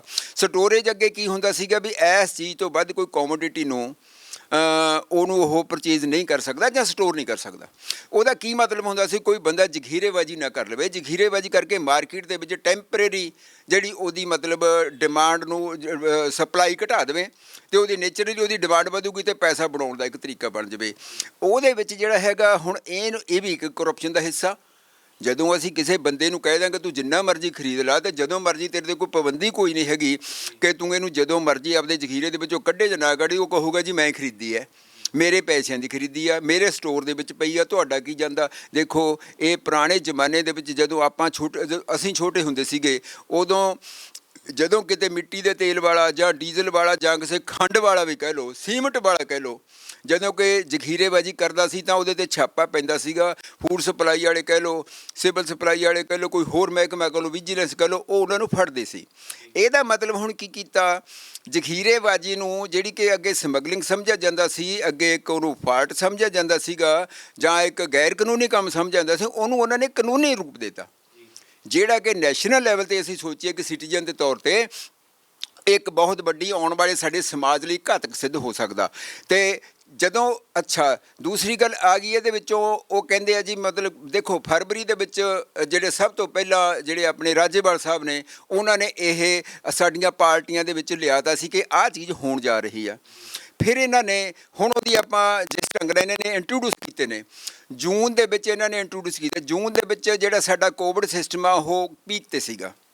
ਉਹਦੇ ਵਿੱਚ ਆਰਡੀਨੈਂਸ ਕੋਈ ਵੀ ਸਰਕਾਰ ਲੈ ਕੇ ਆਉਂਦੀ ਆ, ਉਹ ਇਸ ਕਰਕੇ ਲੈ ਕੇ ਆਉਂਦੇ ਪਾਰਲੀਮੈਂਟ ਸੈਸ਼ਨ ਅਜੇ ਚੱਲ ਨਹੀਂ ਰਿਹਾ, ਕਿਉਂਕਿ ਇਹਨਾਂ ਕਾਨੂੰਨਾਂ ਦੀ ਇਮੀਡੀਏਟਲੀ ਜ਼ਰੂਰਤ ਆ। ਇਸ ਕਰਕੇ ਆਪਾਂ ਫਾਰ ਦੀ ਟਾਈਮ ਬੀਇੰਗ ਉਹਨੂੰ ਆਰਡੀਨੈਂਸ ਨੂੰ ਕਰ ਲਓ। ਜਦੋਂ ਹੁਣ ਦੇਖੋ ਸੁਪਰੀਮ ਕੋਰਟ ਵੱਲੋਂ ਸਰਕਾਰ ਵੱਲੋਂ ਆਪਦੇ ਪਿੱਛੋਂ ਵੀ ਉਹ 1.5 ਸਾਲ ਹੀ ਹੋਲਡ ਕੀਤੇ ਗਏ ਨੇ, ਅਤੇ ਫਿਰ ਜੂਨ ਦੇ ਵਿੱਚ ਉਹਨੂੰ ਇੰਟਰੋਡਿਊਸ ਕਰਨ ਦੀ ਐਡੀ ਕੀ ਕਾਹਲੀ ਪਈ ਹੋਈ ਸੀ। ਫਿਰ ਉਹਨਾਂ ਨੇ ਲੋਕ ਸਭਾ ਦੇ ਵਿੱਚ ਚਲੋ ਉਹਨਾਂ ਦੀ ਮੈਜੋਰਟੀ ਹੈ, ਰਾਜ ਸਭਾ ਦੇ ਵਿੱਚ ਉਹਨਾਂ ਦੀ ਮੈਜੋਰਟੀ ਉਸ ਵੇਲੇ ਹੈ ਨਹੀਂ ਸੀ, ਬਿਨਾਂ ਡਿਸਕਸ਼ਨ ਕਰਨ ਤੋਂ ਵੋਇਸ ਕਾਲ ਦੇ ਉੱਪਰ ਉਹਨਾਂ ਨੇ ਉਹਨੂੰ ਪਾਸ ਕੀਤਾ। ਉਸ ਤੋਂ ਵੀ ਪਿੱਛੇ ਚਲੇ ਜਾਈਏ, ਜਿਹੜੀ ਐਗਰੀਕਲਚਰ ਵਿਸ਼ਾ ਹੈਗਾ ਇਹ ਸਟੇਟ ਸਬਜੈਕਟ ਹੈ। ਹਰ ਇੱਕ ਜਥੇਬੰਦੀ ਨੇ ਹਰ ਇੱਕ ਕਲਾਸ ਵਾਈਜ਼ ਉਹਨਾਂ ਦੇ ਕਰਕੇ ਉਹਨਾਂ ਨੂੰ ਦੱਸਿਆ ਕਿ ਸਟੇਟ ਸਬਜੈਕਟ ਆ, ਤੁਹਾਡਾ ਕਾਨੂੰਨ ਦੇ ਵਿੱਚ ਕੋਈ ਇੰਟਰਵੈਕਸ ਹੋਣਾ ਜਾਂ ਉਹਦੇ ਵਿੱਚ ਕੁਛ ਕਰਨਾ ਤੁਹਾਡਾ ਕੋਈ ਹੱਕ ਅਧਿਕਾਰ ਖੇਤਰ ਦੇ ਵਿੱਚ ਹੀ ਨਹੀਂ ਹੈਗਾ। ਹੁਣ ਉਸ ਚੀਜ਼ ਨੂੰ ਜਿਹੜਾ ਹੈਗਾ ਇਹ ਜਿਹੜੀ ਜਿਹਨੂੰ ਆਪਾਂ ਕਹਿੰਦੇ ਹਾਂ ਪਾਵਰਫੁਲ ਪਾਰਟੀ ਆ, ਉਹ ਇਨ ਪਾਵਰ ਆ ਸੈਂਟਰ ਦੇ ਵਿੱਚ, ਉਹ ਇਹਨੂੰ ਜਸਟੀਫਾਈ ਕਰਨ ਦੀ ਵਿੰਗਵਲ ਪਾ ਕੇ ਕੋਸ਼ਿਸ਼ ਕਰਦੀ ਆ। ਪਰੰਤੂ ਜਦੋਂ ਅਸੀਂ ਕਲਾਸ ਵਾਈਜ਼ ਉਹ 'ਤੇ ਡਿਸਕਸ਼ਨ ਕਰ ਲਈ ਆ, ਉਹ ਇਹਨੂੰ ਮਤਲਬ ਸਿੱਧ ਨਹੀਂ ਕਰ ਸਕੇ ਇਹ ਕਿਸਾਨਾਂ ਦੇ ਹੱਕ ਵਿੱਚ ਆ। ਫਿਰ ਇੱਕ ਹੋਰ ਹੈਗਾ ਇਹਦੇ ਵਿੱਚ ਪੁਆਇੰਟ ਆਉਂਦਾ, ਜਦੋਂ ਅਸੀਂ ਕੋਈ ਕੰਮ ਕਰਦੇ ਆ, ਮੈਂ ਤੁਹਾਡੇ ਲਈ ਕੋਈ ਕੰਮ ਕਰਦਾ, ਮੈਂ ਤੁਹਾਨੂੰ ਪੁੱਛੂ ਚਾਹ ਦਾ ਕੱਪ ਲੈਣਾ, ਕੌਫੀ ਲੈਣੀ ਆ, ਰੋਟੀ ਖਾਣੀ ਹੈ ਕਿ ਕੀ ਖਾਣਾ, ਮੈਂ ਤੁਹਾਨੂੰ ਪੁੱਛ ਹੀ ਨਹੀਂ ਰਿਹਾ। ਮੈਂ ਤੁਹਾਡੇ ਸਾਹਮਣੇ ਕੋਈ ਚੀਜ਼ ਲਿਆ ਕੇ ਜਿਹੜੀ ਤੁਸੀਂ ਐਕਸੈਪਟ ਹੀ ਨਹੀਂ ਕਰਦੇ। ਤੁਸੀਂ ਸਟੇਕ ਹੋਲਡਰ ਹੋ, ਫਾਰਮਰ ਇਹਦੇ ਵਿੱਚ ਸਟੇਕ ਹੋਲਡਰ ਸੀਗਾ, ਜਾਂ ਟਰੇਡਰ ਵੀ ਕਹਿ ਲਓ, ਥੋੜ੍ਹਾ ਬਹੁਤਾ ਕਰ ਲਓ, ਤਾਂ ਉਹਨਾਂ ਨੂੰ ਪਹਿਲੀ ਗੱਲ ਤਾਂ ਡਿਟੇਲ ਦੇ ਵਿੱਚ ਮੀਟਿੰਗ ਕਰੀ ਦੀ ਆ। ਡਿਟੇਲ ਦੇ ਵਿੱਚ ਜਿਹੜਾ ਸਟੇਕ ਹੋਲਡਰ ਆ ਉਹਨੂੰ ਭਰੋਸੇ ਦੇ ਵਿੱਚ ਲਈਦਾ, ਉਹਦੇ ਕੁਝ ਖਦਸ਼ੇ ਹੁੰਦੇ ਨੇ, ਉਹਨਾਂ ਨੂੰ ਸਮੇਂ ਸਿਰ ਉਹਨੂੰ ਰਿਮੂਵ ਕਰੀਦਾ। ਉਹਦੇ ਵਿੱਚ ਕੋਈ ਐਡੀ ਕੋਈ ਗੱਲ ਨਹੀਂ ਹੈਗੀ, ਅਸੀਂ ਡਿਸਕਸ਼ਨ ਕਰਦੇ ਹਾਂ, ਫੈਸਲੇ ਲੈਂਦੇ ਹਾਂ, ਉਹਦੇ ਵਿੱਚ ਕੋਈ ਮੇਰੇ ਪਸੰਦ ਆ, ਕੋਈ ਤੁਹਾਡੇ ਪਸੰਦ ਆ, ਅਸੀਂ ਕੰਪਰੋਮਾਈਜ਼ ਕਿਸੇ ਨਾ ਕਿਸੇ ਚੀਜ਼ 'ਤੇ ਕਿ ਵਿੱਚ ਵਿਚਾਲੇ ਕਰਦੇ ਹਾਂ। ਇਮੀਡੀਏਟਲੀ ਆ ਕੇ ਤੁਸੀਂ ਥੋਪ ਦੇਣਾ, ਇਮੀਡੀਏਟਲੀ ਕਰਕੇ ਉਹਨੂੰ ਤੁਸੀਂ ਕਾਨੂੰਨ ਦਾ ਰੂਪ ਦੇ ਦੇਣਾ, ਐਕਟ ਬਣਾ ਦੇਣਾ, ਫਿਰ ਉਹਨੂੰ ਬਿੱਲਾਂ ਨੂੰ ਆਰਡੀਨੈਂਸ, ਬਿੱਲ ਅਤੇ ਐਕਟ, ਇਹ ਤਿੰਨਾਂ ਚੀਜ਼ਾਂ ਤੁਸੀਂ ਗੈਰ ਕਾਨੂੰਨੀ ਢੰਗ ਦੇ ਨਾਲ ਕੀਤੀਆਂ। ਚਲੋ ਉਹ ਵੀ ਹੋ ਗਿਆ ਜੀ। ਦੇਖੋ ਸੈਂਟਰ ਸਰਕਾਰ ਕੀ ਹੁੰਦੀ ਆ, ਇਹ ਮਾਂ-ਬਾਪ ਹੁੰਦੇ ਆ। ਜਿਹੜੀ ਸਰਕਾਰ ਹੁੰਦੀ ਆ ਪਬਲਿਕ ਦੀ ਮਾਂ-ਬਾਪ ਹੁੰਦੀ ਆ। ਚਲੋ ਕਿਸੇ ਕੋਲੋਂ ਮਾਂ-ਬਾਪ ਤੋਂ ਚਪੇੜ ਵੱਜ ਗਈ ਜਾਂ ਕਿਸੇ ਨੂੰ ਕੁਛ ਹੋਰ ਨੁਕਸਾਨ ਪਹੁੰਚ ਗਿਆ, ਕੋਈ ਗੱਲ ਨਹੀਂ, ਉਹਨੂੰ ਆਪਾਂ ਕਹਿੰਦੇ ਨੇ ਵੀ ਆ ਜਾਓ ਜੀ, ਬੈਠ ਜਾਂਦੇ ਆਪਾਂ। ਜਦੋਂ ਅਸੀਂ ਬੈਠ ਕੇ ਉਸ ਚੀਜ਼ ਨੂੰ ਅਸੀਂ ਕੀ ਕਹਿੰਦੇ ਹੁੰਦੇ ਆ, ਅਸੀਂ ਡਿਸਕਸ ਕਰਦੇ ਆ ਵੀ ਦੱਸੋ ਭਾਈ ਤੁਹਾਨੂੰ ਤਕਲੀਫ ਕੀ ਆ। ਉਹ ਕਹਿੰਦੀ ਤਕਲੀਫ ਜੇ ਹੈਗੀ, ਚੰਗਾ ਇਹਨੂੰ ਇਸ ਤਰ੍ਹਾਂ ਕਰ ਲਓ, ਇਹਨੂੰ ਇਸ ਤਰ੍ਹਾਂ ਕਰ ਲਓ, ਜਾਂ ਇਸ ਤਰ੍ਹਾਂ ਕਰਦੇ ਆ, ਜਿੱਥੇ ਹੁਣ ਰੱਦ ਹੋਣ ਦੀ ਸੰਭਾਵਨਾ। ਜਦੋਂ ਉਹਨਾਂ ਨੇ ਇੱਕ ਵਾਰੀ 11-12 ਮੀਟਿੰਗਾਂ ਦੇ ਵਿੱਚ ਜਥੇਬੰਦੀਆਂ ਨੇ ਕੋਈ ਇੱਦਾਂ ਨਹੀਂ ਕੀਤਾ, ਜਿਵੇਂ ਆਪਾਂ ਕਿਸਾਨਾਂ ਨੂੰ ਜੱਟ ਕਹਿ ਦਿੰਦੇ ਹਾਂ, ਜੱਟਾਂ ਨੇ ਵੀ ਇਰਰੈਲੇਵੈਂਟਲੀ ਕਹਿੰਦੇ ਮੈਂ ਨਹੀਂ ਜੀ ਮੰਨਦਾ, ਨੋਟ ਲਾਈਕ ਦੈਟ। ਉਹਨਾਂ ਦੀ ਮੇਰੀ ਡਿਸਕਸ਼ਨ ਹੋਈ ਆ, ਮੈਂ ਤਕਰੀਬਨ ਸਾਰੇ ਇਹਨਾਂ ਨੂੰ ਲੀਡਰਸ਼ਿਪ ਨੂੰ ਮੈਂ ਜਾਣਦਾ। ਉਹਨਾਂ ਨੇ ਇਕੱਲੇ ਪੁਆਇੰਟ 'ਤੇ ਡਿਸਕਸ਼ਨ ਕੀਤੀ ਆ, ਉਹਦੇ ਵਿੱਚ ਉਹ ਜਵਾਬਦੇਹੀ ਉਹਨਾਂ ਦੀ ਨਹੀਂ ਬਣਦੀ ਸੀ, ਅਤੇ ਖੇਤੀਬਾੜੀ ਮੰਤਰੀ ਤੋਮਰ ਉਹਦੇ 'ਤੇ ਐਗਰੀ ਕਰਕੇ ਜਾਂਦੇ ਰਹੇ ਨੇ। ਉਸ ਤੋਂ ਬਾਅਦ ਇਹ ਨਹੀਂ ਰੱਬ ਜਾਣਦਾ ਕਿਹੜੀ ਪਾਵਰ ਉਹਨਾਂ ਨੂੰ ਜਾ ਕੇ ਕਹਿੰਦੀ ਆ ਵੀ ਨਹੀਂ ਇਸ ਤਰ੍ਹਾਂ ਬਣਨਾ। ਜੇ ਰੱਦ ਕਰਨ ਦੇ ਵਿੱਚ ਕੋਈ ਬੇਇੱਜ਼ਤੀ ਨਹੀਂ ਹੁੰਦੀ ਹੈਗੀ, ਮਾਂ-ਬਾਪ ਕੋਈ ਗੱਲ ਮੰਨਦਾ ਬੱਚੇ ਦੀ, ਕੋਈ ਉਹਦੇ ਵਿੱਚ ਬੇਇੱਜ਼ਤੀ ਨਹੀਂ ਹੁੰਦੀ। ਰੱਦ ਕਰਨੋਂ ਵੀ ਕੀ ਗੱਲ ਹੈਗੀ ਆ, ਕੋਈ ਨੂੰ ਕੋਈ ਰੱਦ ਕਰ ਦਿਓ ਜੀ, ਕੋਈ ਗੱਲ ਨਹੀਂ। ਜੇ ਇਹਨੂੰ ਆਪਾਂ ਰੀਮੋਡਲ ਕਰਨਾ, ਅੰਡਰ ਡਿਸਕਸ਼ਨ, ਦੇਖੋ ਖੇਤੀ ਮਾਹਰ ਹੁੰਦੇ ਆ, ਚਲੋ ਅਸੀਂ ਵੀ ਲਾ ਲਓ ਵਿੱਚ ਹੀ ਬਹੁਤ ਸਾਰੇ ਬੰਦੇ, ਕਿੱਡੇ ਬੰਦੇ ਨੇ, ਡਾਕਟਰ ਸਵਾਮੀਨਾਥਨ ਵਰਗੇ, ਹੋਰ ਵੱਡੇ ਵਾਈਸ ਚਾਂਸਲਰ ਰਿਟਾਇਰ ਹੋਏ ਬਹੁਤ ਸਾਰੇ ਇਸ ਦੁਨੀਆ ਵਿੱਚ ਨਹੀਂ ਹੈਗੇ, ਉਹਨਾਂ ਦਾ ਨਾਂ ਲੈਣਾ ਬਣਦਾ ਨਹੀਂ ਹੈਗਾ। ਅਤੇ ਉਹਨਾਂ ਦੇ ਨਾਲ ਓਪਨ ਡਿਸਕਸ਼ਨ ਕਰਕੇ, ਉਹਨਾਂ ਦੇ ਸਟੇਕ ਨੂੰ ਧਿਆਨ ਵਿੱਚ ਰੱਖਦੇ ਹੋਏ, ਨੇਸ਼ਨ ਦੇ ਜਿਹੜੇ ਪੱਖ ਨੂੰ ਧਿਆਨ ਵਿੱਚ ਰੱਖਦੇ ਹੋਏ, ਜਿਹੜਾ ਸਾਡਾ ਕੰਜ਼ਿਊਮਰ ਆ, ਕੰਜ਼ਿਊਮਰ ਦੇ ਜਿਹੜੇ ਹੱਕਾਂ ਨੂੰ ਉਹਨਾਂ ਦੇ ਵਿੱਚ ਧਿਆਨ ਰੱਖੋ। ਇਹਨਾਂ ਨੂੰ ਮਤਲਬ ਰੀਮੋਡਲ ਕੀਤਾ ਜਾ ਸਕਦਾ। ਕਾਨੂੰਨ ਕੋਈ ਵੀ ਆਉਂਦਾ ਹੈਗਾ ਜਨਤਾ ਦੇ ਹਿੱਤ ਵਿੱਚ ਹੁੰਦਾ, ਅਤੇ ਉਹਦੇ ਵਿੱਚ ਇਹ ਹੁੰਦਾ। ਹੁਣ ਸਭ ਤੋਂ ਵੱਡੀ ਗੱਲ ਤਾਂ ਮੈਂ ਤਾਂ ਪਰਸਨਲੀ ਇਸ ਗੱਲ ਨੂੰ ਕਹਿੰਦਾ, ਜਿਹੜੇ FCI ਨੂੰ ਡਿਸਮੈਂਟਲ ਕਰਨਾ ਅਤੇ ਉਹਦੀਆਂ ਜਿਹੜੀਆਂ ਪ੍ਰੋਪਰਟੀਜ਼ ਨੂੰ ਵੇਚਣਾ, ਇੱਕ ਮੈਨੂੰ ਲੱਗਦਾ ਦੇਸ਼ ਧਰੋਹ ਵਰਗੀ ਗੱਲ ਹੈਗੀ ਆ। ਇਸ ਤੋਂ ਵੱਡਾ ਕੋਈ ਦੇਸ਼ ਧਰੋਹ ਨਹੀਂ ਹੋ ਸਕਦਾ, ਕਿਉਂਕਿ ਨਵੇਂ ਸਿਰੇ ਜਿਹੜੇ ਨਗਰ ਹੁਣ ਲੈਂਡ ਵੈਲਿਊ ਵੱਧ ਚੁੱਕੀ ਆ, ਜਿੱਥੇ ਉਹ FCI ਦੇ ਗੋਡਾਊਨ ਬਣੇ ਹੋਏ ਨੇ, ਉਹ ਚੀਜ਼ਾਂ ਨੂੰ ਅਸੀਂ ਦੁਬਾਰਾ ਜੇ ਰੀਪਰਚੇਜ਼ ਕਰਨਾ ਚਾਹਾਂਗੇ, ਆਉਣ ਵਾਲੀ ਸਰਕਾਰ ਜਾਂ ਉਸ ਤੋਂ ਆਉਣ ਵਾਲੀ ਸਰਕਾਰ, ਉਹ ਮੇਰੇ ਖਿਆਲ ਦੇ ਵਿੱਚ ਪੋਸੀਬਲ ਹੀ ਨਹੀਂ ਹੋਊਗਾ। ਇਹਦਾ ਮਤਲਬ ਅਸੀਂ ਉਹ ਚੀਜ਼ ਕਰਨ ਜਾ ਰਹੇ ਹਾਂ ਜਿਹੜੀ ਕਿ ਮੁੜ ਕੇ ਅਸੀਂ ਉਹ ਲਾਈਨ 'ਤੇ ਆ ਹੀ ਨਾ ਰਹੀਏ। ਦੂਜੀ ਗੱਲ, ਹੁਣ ਜਿਹੜਾ ਹੁਣ ਕਿਸਾਨ ਬਿੱਲ ਕਹਿੰਦੇ ਨੇ ਆਪਾਂ, ਕਿਸਾਨਾਂ ਦੇ ਜੀ ਉੱਥੇ ਚੱਲਦੇ ਆ, ਤਕਰੀਬਨ ਸਾਲ ਹੋਣ ਵਾਲਾ ਹੈਗਾ, 10-11 ਮਹੀਨੇ ਹੋਣ ਵਾਲੇ ਆ। ਉਹਦੇ ਵਿੱਚ ਇੰਨਾ ਲੰਬਾ ਸਮਾਂ ਸੰਘਰਸ਼ ਕੋਈ ਵੀ ਦੁਨੀਆ ਦੇ ਵਿੱਚ ਨਹੀਂ ਚੱਲਦਾ। ਦੇਖੋ ਐ ਤਾਂ ਆਪਾਂ ਕਹਾਂਗੇ ਵੀ ਆਜ਼ਾਦੀ ਵੀ ਚੱਲੀ ਜਾਂਦੀ ਸੀਗੀ, ਆਜ਼ਾਦੀ ਦੀ ਲੜਾਈ ਵੀ ਆਪਾਂ ਨਾਲ, ਕਈ ਲੋਕ ਇਸ ਗੱਲ ਨੂੰ ਕਹਿੰਦੇ ਆ ਕਿ ਮਤਲਬ ਇਹ ਜੀ ਲੜਾਈ ਇਰਰੈਲੇਵੈਂਟ ਆ। ਦੇਖੋ ਜਦ ਅਸੀਂ ਆਜ਼ਾਦੀ ਦੀ ਲੜਾਈ ਸ਼ੁਰੂ ਕੀਤੀ ਸੀ, ਉਹ ਵੀ ਇਰਰੈਲੇਵੈਂਟ ਸੀਗੀ। ਸੁਭਾਸ਼ ਚੰਦਰ ਬੋਸ ਨੇ INA ਬਣਾਈ ਸੀ, ਉਹ ਵੀ ਇਰਰੈਲੇਵੈਂਟ ਸੀ, ਕਿ ਉਹਨਾਂ ਦੀ ਸਰਕਾਰ ਨੂੰ ਤਾਂ ਸੂਟ ਨਹੀਂ ਸੀ ਕਰਦੀ। ਇਸ ਕਰਕੇ ਲੌਂਗ ਵਿਜ਼ਨ ਦੇ ਲਿਹਾਜ਼ ਨਾਲ ਸੋਚੀਏ, ਜਦੋਂ ਅਸੀਂ ਲੰਬੇ ਸਮੇਂ ਵਾਲੀਆਂ ਚੀਜ਼ਾਂ ਦੇਖਦੇ ਹੁੰਦੇ ਹਾਂ, ਤਾਂ ਉਹਦੇ ਵਿੱਚ ਹੋਣ ਵਾਲੇ ਬੰਦਿਆਂ ਨੂੰ, ਜਿਹੜੇ ਕੋਈ ਸਰਕਾਰ ਪੱਖੀ ਹੁੰਦੇ ਨੇ, ਉਹਨੂੰ ਬੁਰੀਆਂ ਲੱਗਦੇ ਹੁੰਦੇ ਨੇ, ਪਰ ਉਹ ਵੀ ਸਾਡੇ ਸਮਾਜ ਦਾ ਹਿੱਸਾ ਨੇ। ਉਹਨਾਂ ਨੂੰ ਇਹਦੇ ਵਿੱਚ ਮੈਰਿਟ 'ਤੇ ਡਿਸਾਈਡ ਕਰਨਾ ਚਾਹੀਦਾ, ਅਤੇ ਮੈਰਿਟ 'ਤੇ ਧਿਆਨ ਦੇਣਾ ਚਾਹੀਦਾ, ਕਿ ਇਹ ਕੋਈ ਮਤਲਬ ਕਿਸਾਨਾਂ ਵਾਲੀ ਗੱਲ ਨਹੀਂ ਹੈਗੀ। ਕਿਸਾਨ ਤਾਂ ਇੱਕ ਸਮਾਜ ਦਾ ਇੱਕ ਛੋਟਾ ਜਿਹਾ ਹਿੱਸਾ ਹੈ। ਉਹਦੇ ਵਿੱਚ ਜੋ ਉਹਨੇ ਪ੍ਰੋਡਿਊਸ ਕਰਨਾ, ਖਾਣਾ ਅਤੇ ਕੰਜ਼ਿਊਮ ਕਿਹਨੇ ਕਰਨਾ, ਇਹ ਕੰਜ਼ਿਊਮਰ ਨੇ ਕਰਨਾ। ਦੇਖੋ ਇਹਦੇ ਵਿੱਚ ਸਭ ਤੋਂ ਵੱਡੀ ਗੱਲ ਜੇ ਮੇਰੇ ਧਿਆਨ ਵਿੱਚ ਆਉਣੀਆਂ, ਸਭ ਤੋਂ ਵੱਡਾ ਨੁਕਸਾਨ ਇਹਦਾ ਕੰਜ਼ਿਊਮਰ 'ਤੇ ਆਉਂਦਾ। ਹੁਣ ਤੁਸੀਂ ਦੇਖੋ, ਕਣਕ 20 ਰੁਪਏ ਕਿੱਲੋ ਆ, ਆਟਾ 40 ਰੁਪਏ ਕਿੱਲੋ ਆ, ਗਾਹਾਂ ਗਾਹਾਂ ਜੇ ਤੁਸੀਂ ਕਿਸੇ ਢਾਬੇ ਤੇ ਇੱਕ ਰੋਟੀ ਖਾ ਲਓ, ਇੰਨਾ ਖਾ ਲਓ ਤਾਂ 20 ਰੁਪਏ ਦੀ ਆ। ਇਹਦੇ ਵਿੱਚ ਅੱਗੇ ਇਹਦਾ ਮਤਲਬ ਫਾਰਮਰ ਦਾ ਜਿਹੜਾ ਪੈਸਾ ਆ ਰਿਹਾ ਨਾ, ਜਿਹੜਾ ਕੰਜ਼ਿਊਮਰ ਦਾ ਉਹਦੇ ਵੱਲ ਜਾ ਰਿਹਾ, ਉਹ ਤੁਹਾਨੂੰ ਤਕਲੀਫ ਦੇ ਨਹੀਂ ਹੈਗਾ। ਇਹ ਮਾਰਕੀਟ ਸਿਸਟਮ ਬਲਕਿ ਇੰਪਰੂਵ ਕਰਨ ਦੀ ਜ਼ਰੂਰਤ ਸੀ, ਇੰਪਰੂਵ ਕਰਨ ਦੀ ਬਜਾਏ ਤਾਂ ਕਿ ਜਿਹੜਾ ਮਿਡਲ ਮੈਨ ਆ ਉਹਦੇ ਵਿੱਚੋਂ ਐਲੀਮੀਨੇਟ ਹੋਵੇ। ਮਿਡਲ ਮੈਨ ਹੁਣ ਉੱਥੇ ਕਹਿੰਦੇ ਆੜ੍ਹਤੀਆ ਮਿਡਲ ਮੈਨ ਆ, ਆੜ੍ਹਤੀਆ ਕੋਈ ਮਿਡਲ ਮੈਨ ਨਹੀਂ ਹੈਗਾ। ਆੜ੍ਹਤੀਆ ਤਾਂ ਸਿਰਫ ਇੱਕ ਉਹਨੂੰ ਇੱਕ ਪਲੇਟਫਾਰਮ ਦਿੱਤਾ ਹੋਇਆ ਵੀ ਤੁਸੀਂ ਇੱਥੇ ਆ ਕੇ ਉਹਦੀ ਢੇਰੀ ਲਾ ਦਿਓ। ਪਰਚੇਜ਼ ਕੌਣ ਕਰਦੇ? ਐਫਸੀ ਜਾਂ ਮਾਰਕਫੈਡ ਜਾਂ ਜਿਹੜੀਆਂ ਪੰਜਾਬ ਦੀਆਂ ਪਨਸਬ ਜਾਂ ਜਿਹੜੀਆਂ ਹੋਰ ਵੀ ਕੋਈ ਜਿਹੜੀਆਂ ਪਰਚੇਜ਼ ਏਜੰਸੀ ਨੇ ਉਹ ਕਰਦੀਆਂ ਨੇ। ਉਹ ਤਾਂ ਸਿਰਫ ਉਹਦੇ ਵਿੱਚ ਇੱਕ ਜ਼ਰੀਆ ਬਣਦਾ, ਉਹ ਫਾਰਮਰ ਤੋਂ ਕੁਛ ਨਹੀਂ ਲੈਂਦਾ। ਜਿਹੜੀ ਪਰਚੇਜ਼ਿੰਗ ਏਜੰਸੀ ਹੁੰਦੀ ਆ ਉਹਦੇ ਵਿੱਚੋਂ ਥੋੜ੍ਹਾ ਜਿਹਾ ਮੈਨੂੰ ਲੱਗਦਾ 1.5% ਕਮਿਸ਼ਨ ਲੈਂਦਾ, ਅਤੇ ਉਹਦੇ ਵਿੱਚੋਂ ਦੁਕਾਨਦਾਰੀ ਵੀ ਕਰਦਾ ਹੈ, ਫਾਰਮਰ ਨੂੰ ਸਮੇਂ ਸਿਰ ਪੈਸੇ ਦਿੰਦਾ ਹੈਗਾ, ਕਿਉਂਕਿ ਉਹਨੂੰ ਪਤਾ ਵੀ ਕਿ ਮੇਰੇ ਪੈਸੇ ਸੇਫ ਨੇ। ਪਰ ਫਾਰਮਰ ਕੋਲ ਇਹ ਬੜੀ ਵੱਡੀ ਫੈਸਿਲਿਟੀ ਸੀ ਕਿ ਰਾਤ ਨੂੰ ਜ਼ਰੂਰਤ ਪੈ ਜਾਵੇ, ਕਿਸੇ ਵੇਲੇ ਵੀ ਜ਼ਰੂਰਤ ਪੈ ਜਾਵੇ, ਇੱਕ ਵੱਡੇ 'ਚੋਂ ਲੈਂਡ ਪਰਚੇਜ਼ ਕਰ ਲਈ। ਦੇਖੋ ਅਸੀਂ ਫਾਰਮਰ ਹਾਂ ਤਾਂ ਅਸੀਂ ਕਈ ਵਾਰੀ ਇਹ ਹੁੰਦਾ ਕਿ ਮੈਂ ਲੈਂਡ ਪਰਚੇਜ਼ ਕਰਨੀ ਆ, ਥੋੜ੍ਹੇ ਬਹੁਤੇ ਪੈਸੇ ਘੱਟਦੇ ਆ ਜੀ, ਉਹ ਦੇ ਦਿੰਦੇ ਆ। ਦੱਸੋ ਤੁਸੀਂ ਬੈਂਕ ਜਿਹੜੇ ਹੈਗੇ ਜਾਂ ਜਿਹੜਾ ਉਹਦਾ ਜਿਹੜਾ ਹੁਣ ਇਸ ਵੇਲੇ ਜਿਹੜਾ ਕਾਰਪੋਰੇਟ ਆਊਗਾ ਉਹਦੇ ਨਾਲ ਗੱਲ ਕਰੂਗਾ ਅੱਗੇ। ਹਾਂਜੀ, ਮਾਫ ਕਰਨਾ ਜੀ, ਮੈਂ ਵਿੱਚ ਟੋਕ ਰਿਹਾ ਜੀ ਨਾ। ਜੋ ਵੀ ਸਮੱਸਿਆਵਾਂ ਤੁਸੀਂ ਦੱਸੀਆਂ ਨਾ, ਮੈਂ ਇਹਨੂੰ ਡਿਟੇਲ 'ਚ ਆਪਾਂ ਹੋਰ ਵੀ ਕਾਫੀ ਹੱਦ ਤੱਕ ਜੇ ਜਾਣਨਾ ਚਾਹੁੰਦਾ ਤਾਂ ਲੋਕਾਂ ਨੂੰ ਸਮਝਾ ਸਕਦੇ ਹਾਂ, ਲੋਕਾਂ ਵਿੱਚ ਇਸ ਗੱਲ ਨੂੰ ਲੈ ਕੇ ਜਾ ਸਕਦੇ ਹਾਂ। ਮੇਰਾ ਇੱਕ ਸਵਾਲ ਹੈ ਜੀ ਕਿ ਜਿਹੜੀਆਂ ਮੰਨ ਲਓ ਇਹ ਖੇਤੀ ਕਾਨੂੰਨਾਂ ਤੋਂ ਬਗੈਰ ਪਹਿਲਾਂ ਵੀ ਜਿਹੜੇ ਲਗਾਤਾਰ ਕਿਸਾਨ ਖੁਦਕੁਸ਼ੀਆਂ ਕਰ ਰਹੇ ਆ, ਸਮੱਸਿਆਵਾਂ ਫਿਰ ਵੀ ਖੜੀਆਂ ਆ। ਖੇਤੀ ਕਾਨੂੰਨ ਆ ਗਏ, ਸਮੱਸਿਆਵਾਂ ਵਧ ਜਾਣੀਆਂ ਆ, ਹੈ ਨਾ ਜੀ।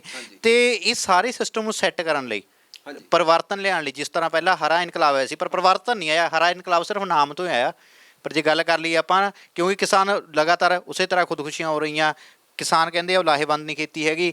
ਤੇ ਕੀ ਲੱਗਦਾ ਨਵਾਂ ਪਰਿਵਰਤਨ ਕੀ ਆਉਣਾ ਚਾਹੀਦਾ? ਕਿਸ ਤਰ੍ਹਾਂ ਖੇਤੀ ਨੂੰ ਲਾਹੇਵੰਦ ਕੀਤਾ ਜਾ ਸਕਦਾ ਹੈ ਜੀ? ਕਿਹੜੀਆਂ ਨਵੀਆਂ ਤਕਨੀਕਸ ਆਉਣੀਆਂ ਚਾਹੀਦੀਆਂ?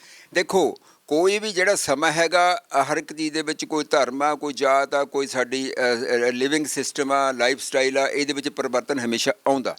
ਉਸ ਸਮੇਂ ਜਿਹੜੇ ਵੇਲੇ ਸਾਡੇ ਕੋਲ ਖਾਣ ਨੂੰ ਵੀ ਦਾਣੇ ਨਹੀਂ ਸੀਗੇ, ਅਸੀਂ ਲੋਕਾਂ ਕੋਲ ਜਾਂਦੇ ਸੀ, ਉਸ ਵੇਲੇ ਹਰਾ ਇਨਕਲਾਬ ਕੋਈ ਮਾੜੀ ਗੱਲ ਨਹੀਂ, ਹਰੇ ਇਨਕਲਾਬ ਨੇ ਹੀ ਸਾਨੂੰ ਜਿੰਦਾ ਰੱਖਣ ਦੇ ਵਿੱਚ ਸਹਾਈ ਹੋਇਆ, ਜਿਹਦੇ ਵਿੱਚ ਕਿਸਾਨਾਂ ਦਾ, ਖੇਤੀ ਟੈਕਨੋਕ੍ਰੇਟ ਦਾ, ਖਾਸ ਕਰਕੇ ਪੰਜਾਬ ਐਗਰੀਕਲਚਰ ਯੂਨੀਵਰਸਿਟੀ ਦੇ ਵਿੱਚ ਮਹੱਤਵਪੂਰਨ ਰੋਲ ਹੈਗਾ। ਇਹਨੂੰ ਕੋਈ ਝੁਠਲਾਇਆ ਨਹੀਂ ਜਾ ਸਕਦਾ, ਕੋਈ ਕੁਛ ਵੀ ਜੀ ਚਲੇ ਅਣਜਾਣਪੁਣੇ ਦੇ ਵਿੱਚ।